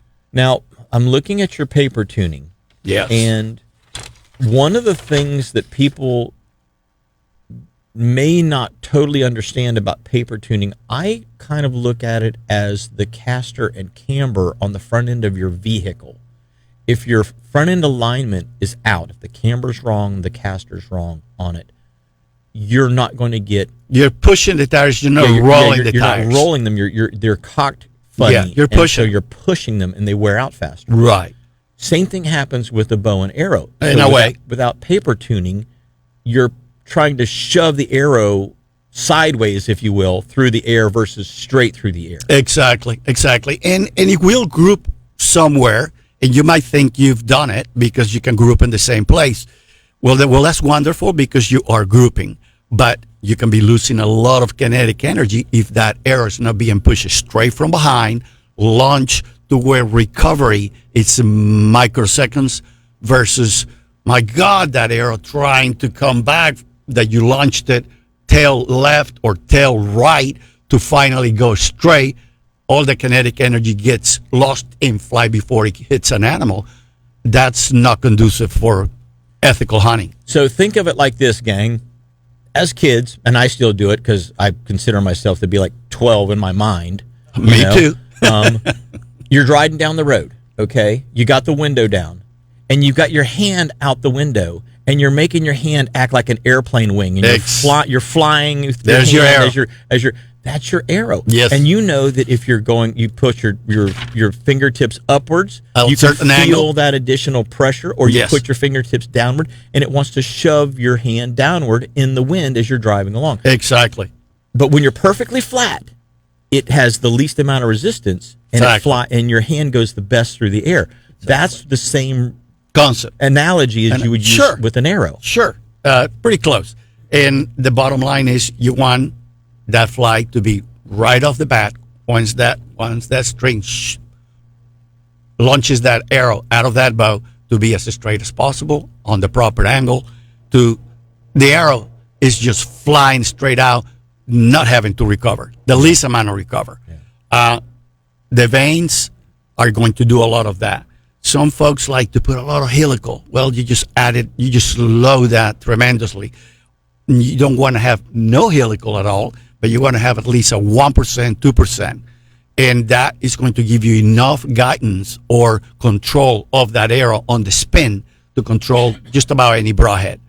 It's interesting you bring that up. I was watching some archery challenges, and this on TV. It was I forgot what it was. I don't know if it was Olympics or I don't know. It was just some kind of archery shoot, and it was watching these ladies shoot, and they were shooting recurve style bows. They weren't shooting a compound style bow. It was a recurve. It was a high performance recurve. It's an Olympic style recurve. Yes, they were shooting these vanes that look like they were cupped over like the prop on my boat. I mean, they're not even glued. They're just tape on the front, tape on the back. They got a certain consistency, and yes, they'll shoot that to 70 meters, easy. Now, why so much? But it's very thin, a very thin arrow. That's called helical. It is a helical. Okay. Yeah. Why so much? Why so? Because they're not looking for penetration. They're looking to control that arrow fly for a long shot, 70 meter, which is like 76 yards, I think, 77 yards or something like that. Okay. It's a long ways. So that controls that arrow, which is very skinny, just with the purpose of hitting the target in the proper place. But not worrying about penetration. We're not worrying about penetration at that point. So just control. Or noise. Gotcha. Or noise. Gotcha. Well, guys and gals, we're going to take our bottom of the hour break. When we come back, we've got a whole lot more Catch a Memory with Tino and myself, and we've got a caller on the line, so don't go away. We're going to be back after these messages.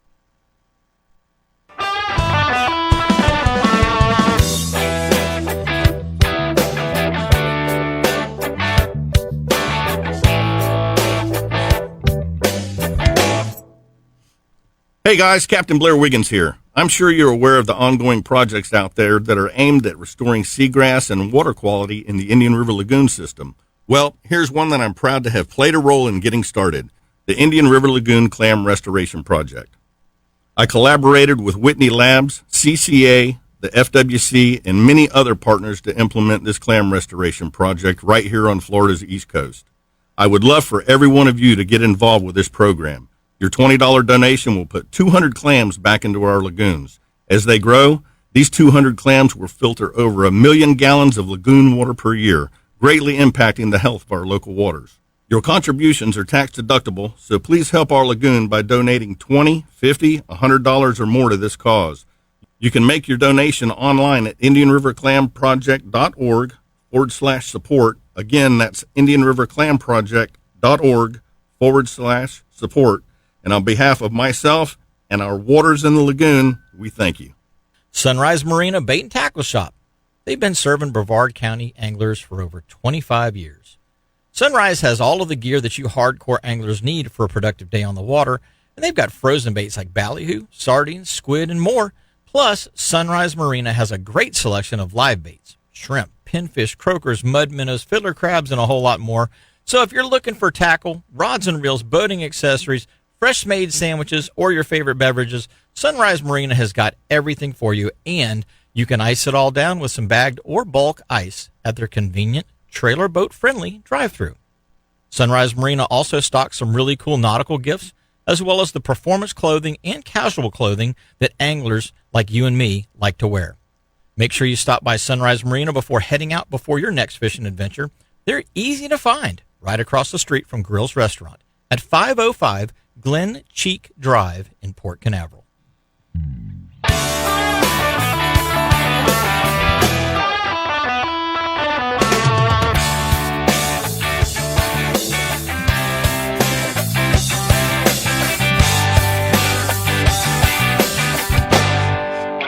Hey guys and gals, appreciate you tuning in every Saturday right here to Catch Memory Outdoors. This segment of the show is brought to you by Mud Hole Tackle. And, every week, it seems like for the next couple of weeks, we've got something going on. Last week was the Orlando Boat Show. Thank you to those of you that came out to the Orlando Boat Show. We had a big time out there with my booth and also with the seminars that we did. The other thing but we've got coming up is the Foundation's outdoor group, which is Mud Hole Custom Tackle in Oviedo. They've got their 50th anniversary celebration that's going on here on April the 18th. So 2 weeks from today is where we're going to be over there, and you guys and gals need to show up. They've got stock. They've got all kinds of stock of fishing rods, reels, tackle, and apparel from the biggest brands in the industry.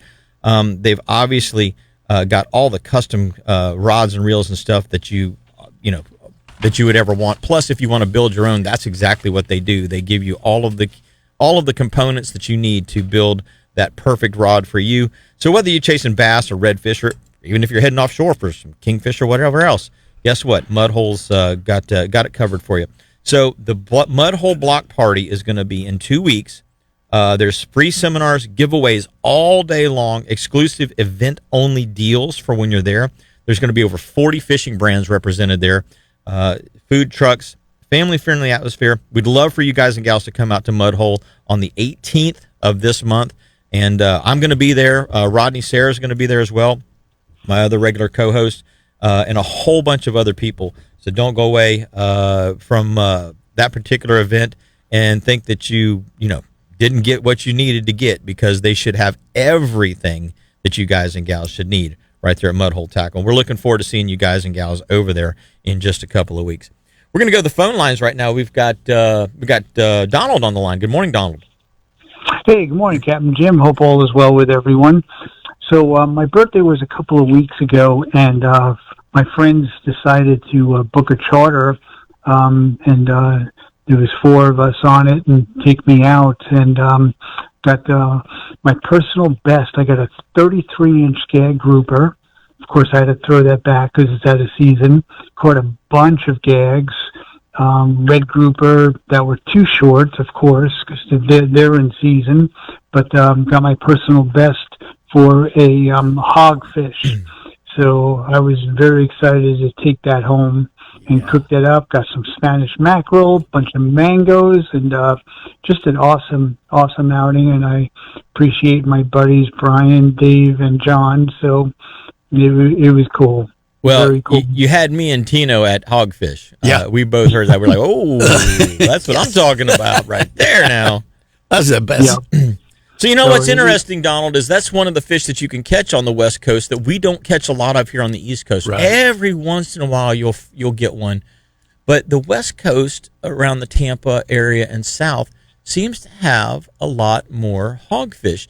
And I guess it's just the bottom contour that they have over there and the type of location habitat. somehow, how they come into the Gulf of America, I'm not sure.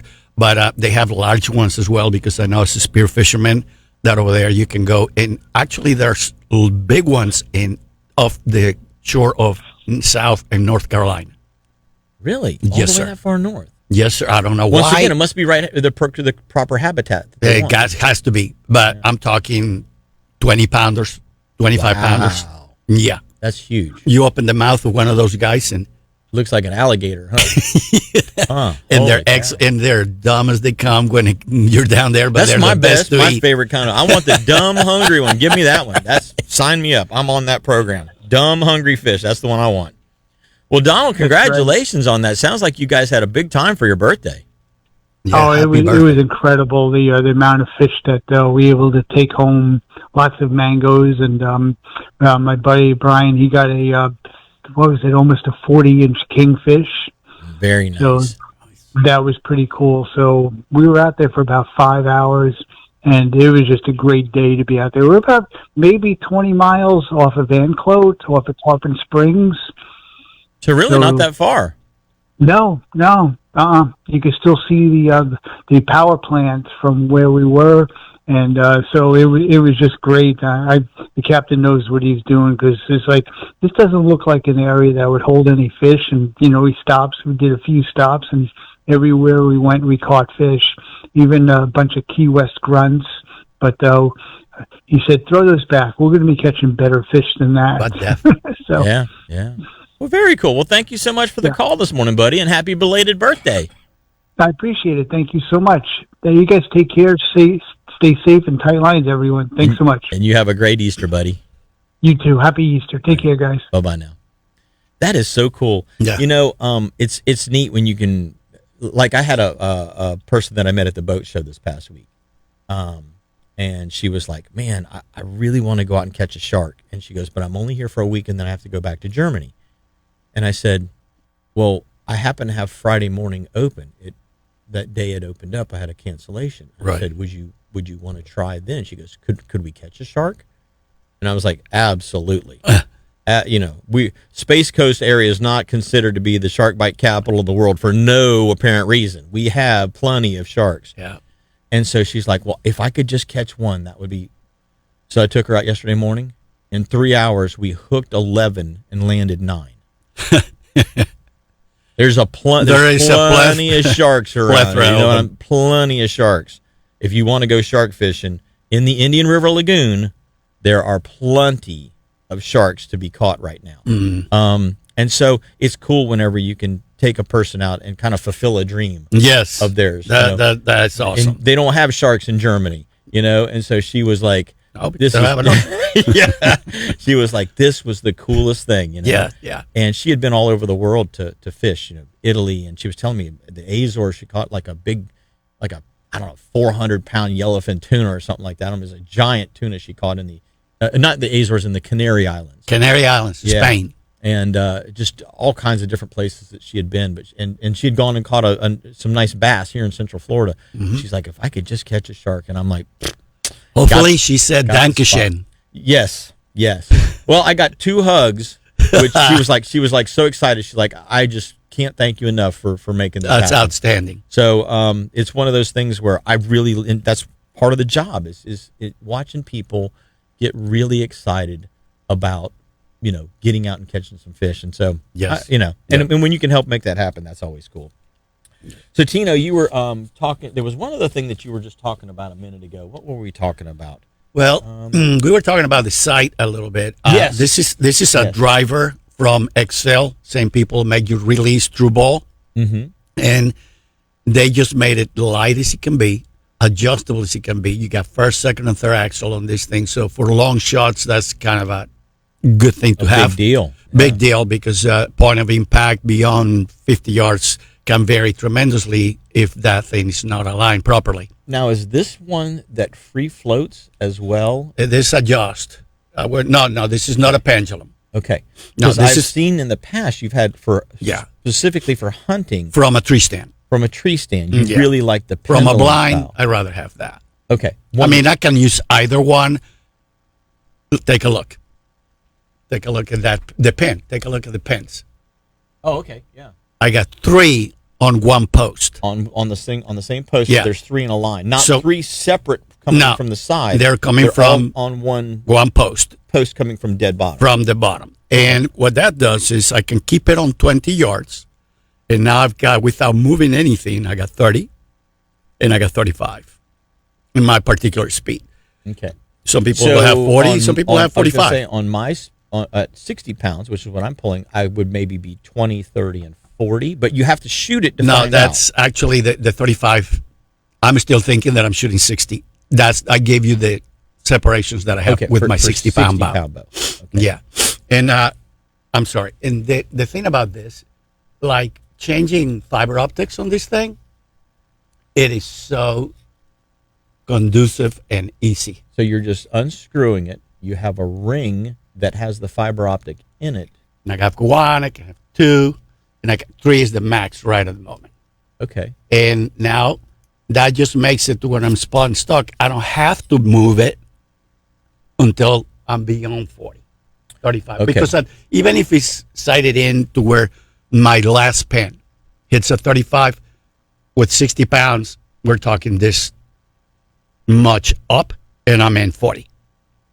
Gotcha. So you hold slightly high because you're hitting slightly dead at 30, dead on at 35 on that bottom pin. Yes. If you want to shoot 40, well, and then we're talking about 4 inches. And that's the way that I learned to shoot. Is that I had 20, 30, and 40, but if I wanted to shoot 50, I knew that I had to take my 40 pin. How many pins you have? I had 3 on my original bow. How many do you have now?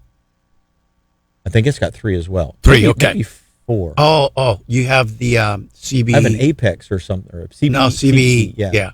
Yeah. So I would say, okay, I've got my 20 and my 30 pin. Well, if I want to shoot 25 yards, I just split the two. You just gap it. Yeah. And then if now it's a 50-yard target, which is about as far as we would shoot on the 3D archery shoots that we would do. 40, yeah.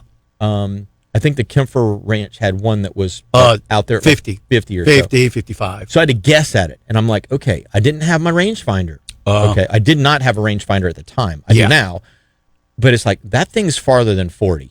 I'm going to say it's 50 or maybe a little better. The lion they used to put out. Yes, that was lion. That's 50. Out on the pasture, out so on the that pasture. had no reference points, no trees. It's just out in grass. Yes. And so you're having to guess at it. Yeah. So I'm like, playing soccer and football all those years. I'm like, I'm going to guess. So you can know what yards look 50 like. or maybe just a little past 50. So I held it what I would consider to be on the shoulder Right. versus on the vitals. With your bottom pin. With my bottom pin, my 40-yard pin. If you put it on the top of his back, you probably hit it.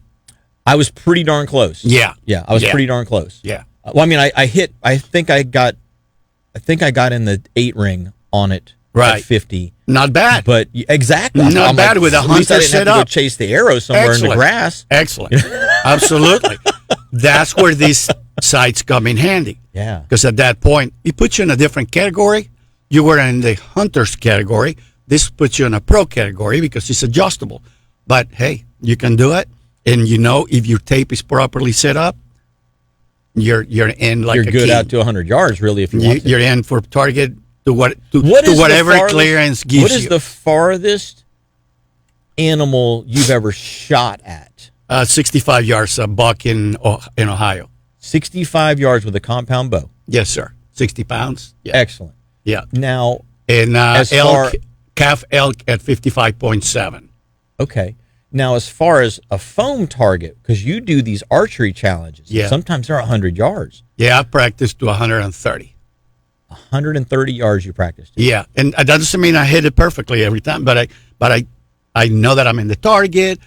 You didn't have to go chase the arrow. No, 100. No, It was in the foam. it's in the foam, and at 120, and you'd be surprised after practicing 120 yards for an hour, when you move to 100, all of a sudden that 100 looks. Oh, I can do that. Yeah. I can hold on that a lot easier. But if you're shooting at 20 and then you go to 60, you're like, whoa!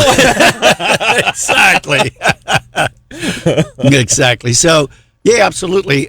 To me, it is so much fun to just shoot the bow. Yeah.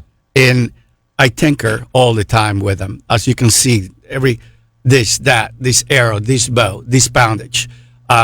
Absolutely. And like I said, I'm not done with you as far as arrows go. Oh, I did. So Tino has been. He's like, I'm like kind of like the mule because I'm set.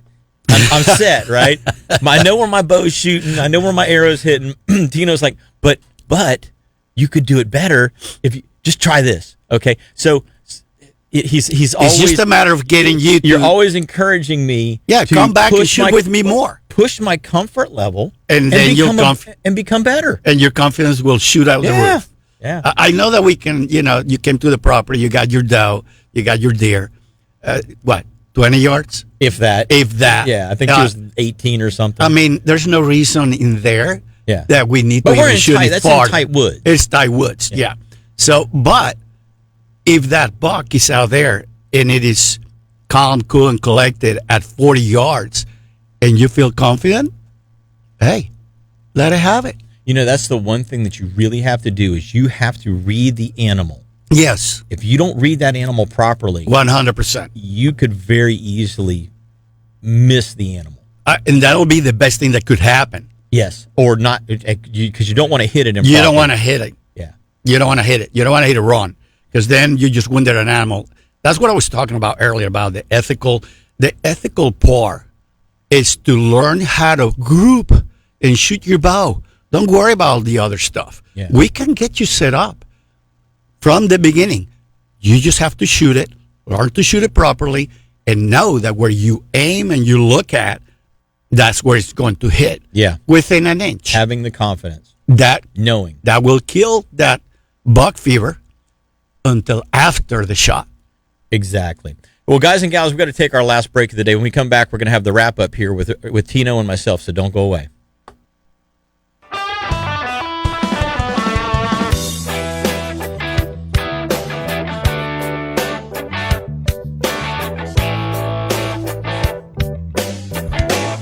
StarTron enzyme fuel treatment makes all engines run stronger, smoother, and helps them get better fuel economy. The enzymes in StarTron improve the quality of all fuels so engines start easier, even if they haven't been run for several months. Don't just stabilize your fuel, tune it with StarTron. Startron enzyme fuel treatment can also be used in 2- and 4-stroke engines, trucks, lawnmowers, generators, motorcycles, four-wheelers, basically anything that runs on gas. You can also get Startron diesel fuel treatment for your truck, boat, or tractor, or construction equipment. If you want to fuel more power, tune your fuel with Startron. Is your home under attack from pests or termites? Or have furry wildlife made themselves way too comfortable in your attic? At Integrity Pest Management, they specialize in getting rid of pests, termites, and wildlife safely and effectively. With years of experience and commitment to integrity, they protect your home from unwanted invaders using eco-friendly and efficient solutions. Don't wait for the damage to pile up. Call Integrity Pest Management today for a free inspection and let them restore peace and security to your home. Call 321-637-1199 or visit them at integritypestmanagement.com. Integrity Pest Management, where your home safety and your peace of mind are their top priority.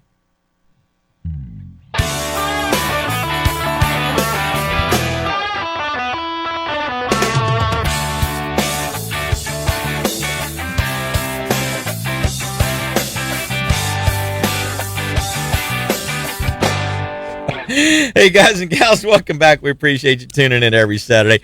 Right here to catch your memory outdoors. I'm Captain Jim Ross. We got to wrap up last couple of minutes of the show here. We want to say thank you to those of you out there on the Facebook feed, but did have 2 quick questions about arrows before we go on any farther.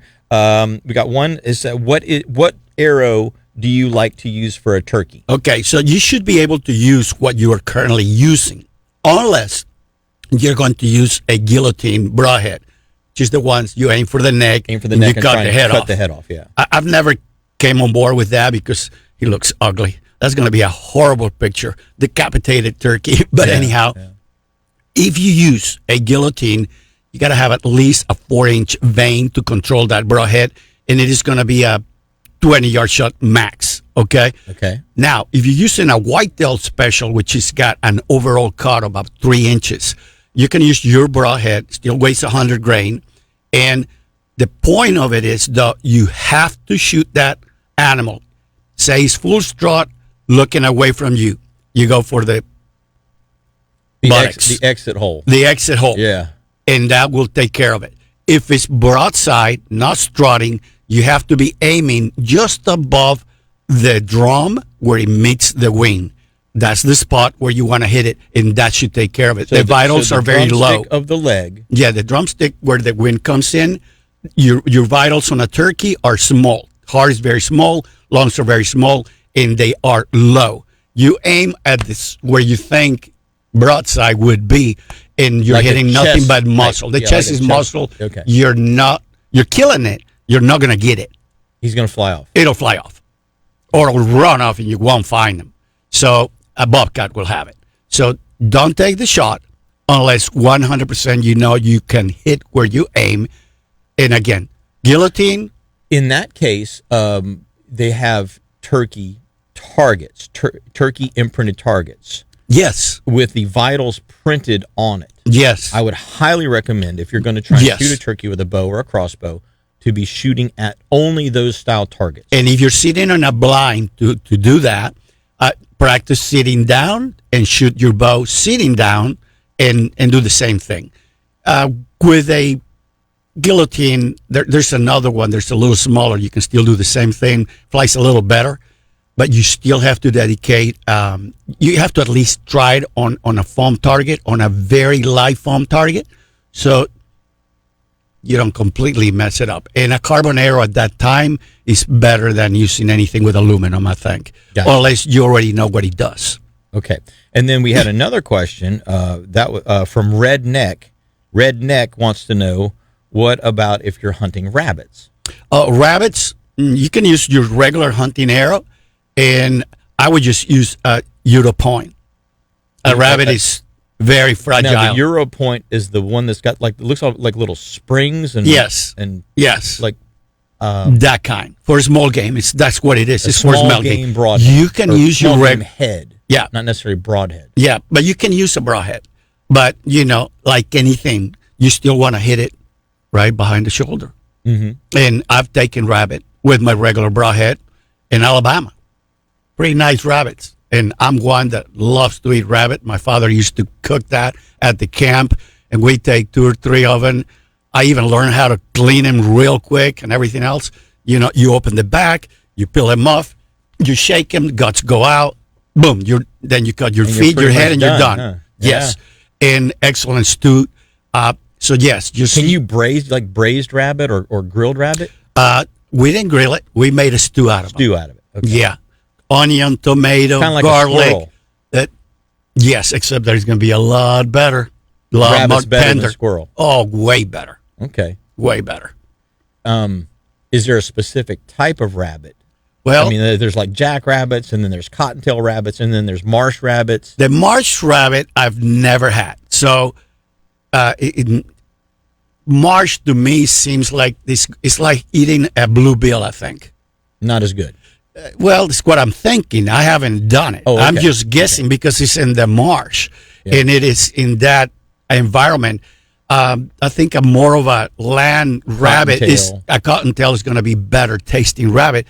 Just judging, if you take a bluebill, you know what they taste like. Yeah. I mean, that's not exactly. And it's all based on what their diet is. Exactly. Yeah.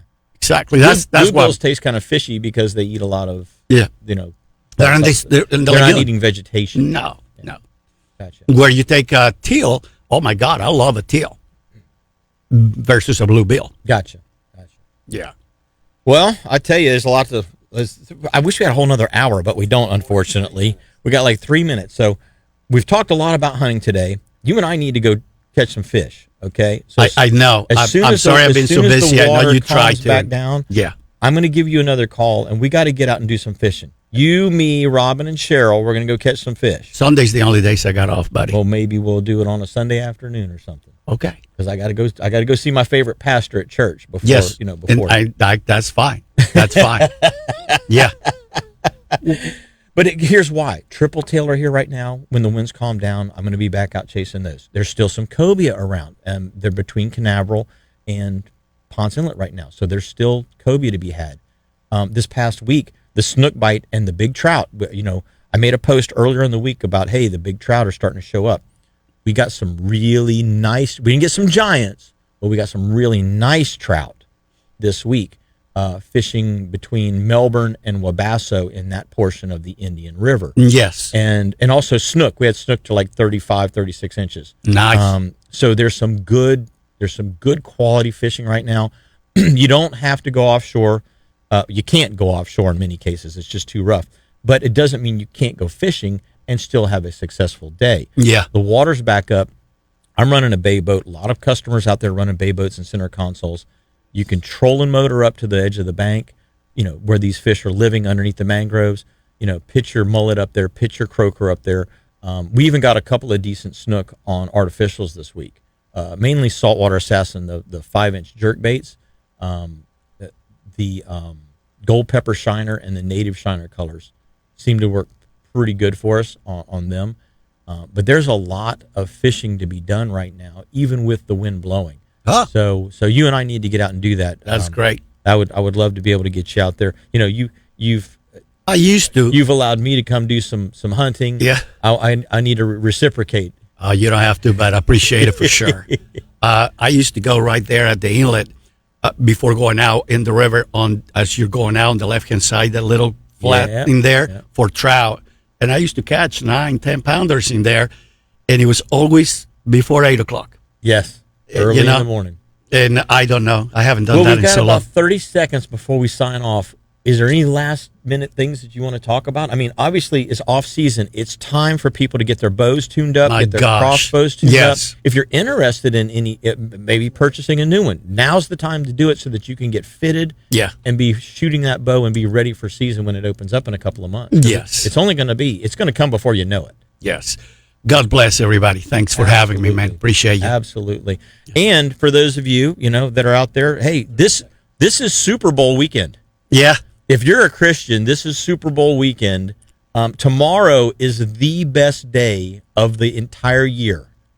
Because for those of you out there that are believers, our Savior is risen tomorrow. That's right. And redeemed us and reconciled us back to our Creator. I'm Catholic. So for those of you out there that believe, This is our Super Bowl. And for those of you that don't, And I do. maybe take a look at it. Yep.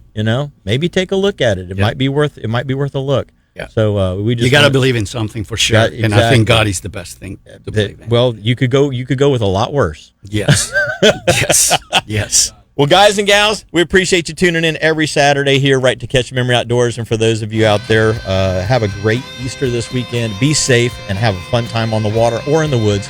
Till next time, I'm Captain Jim Ross. He's Tino. We're going to tell you, go out there and do exactly what we're going to do. Get yourselves a memory.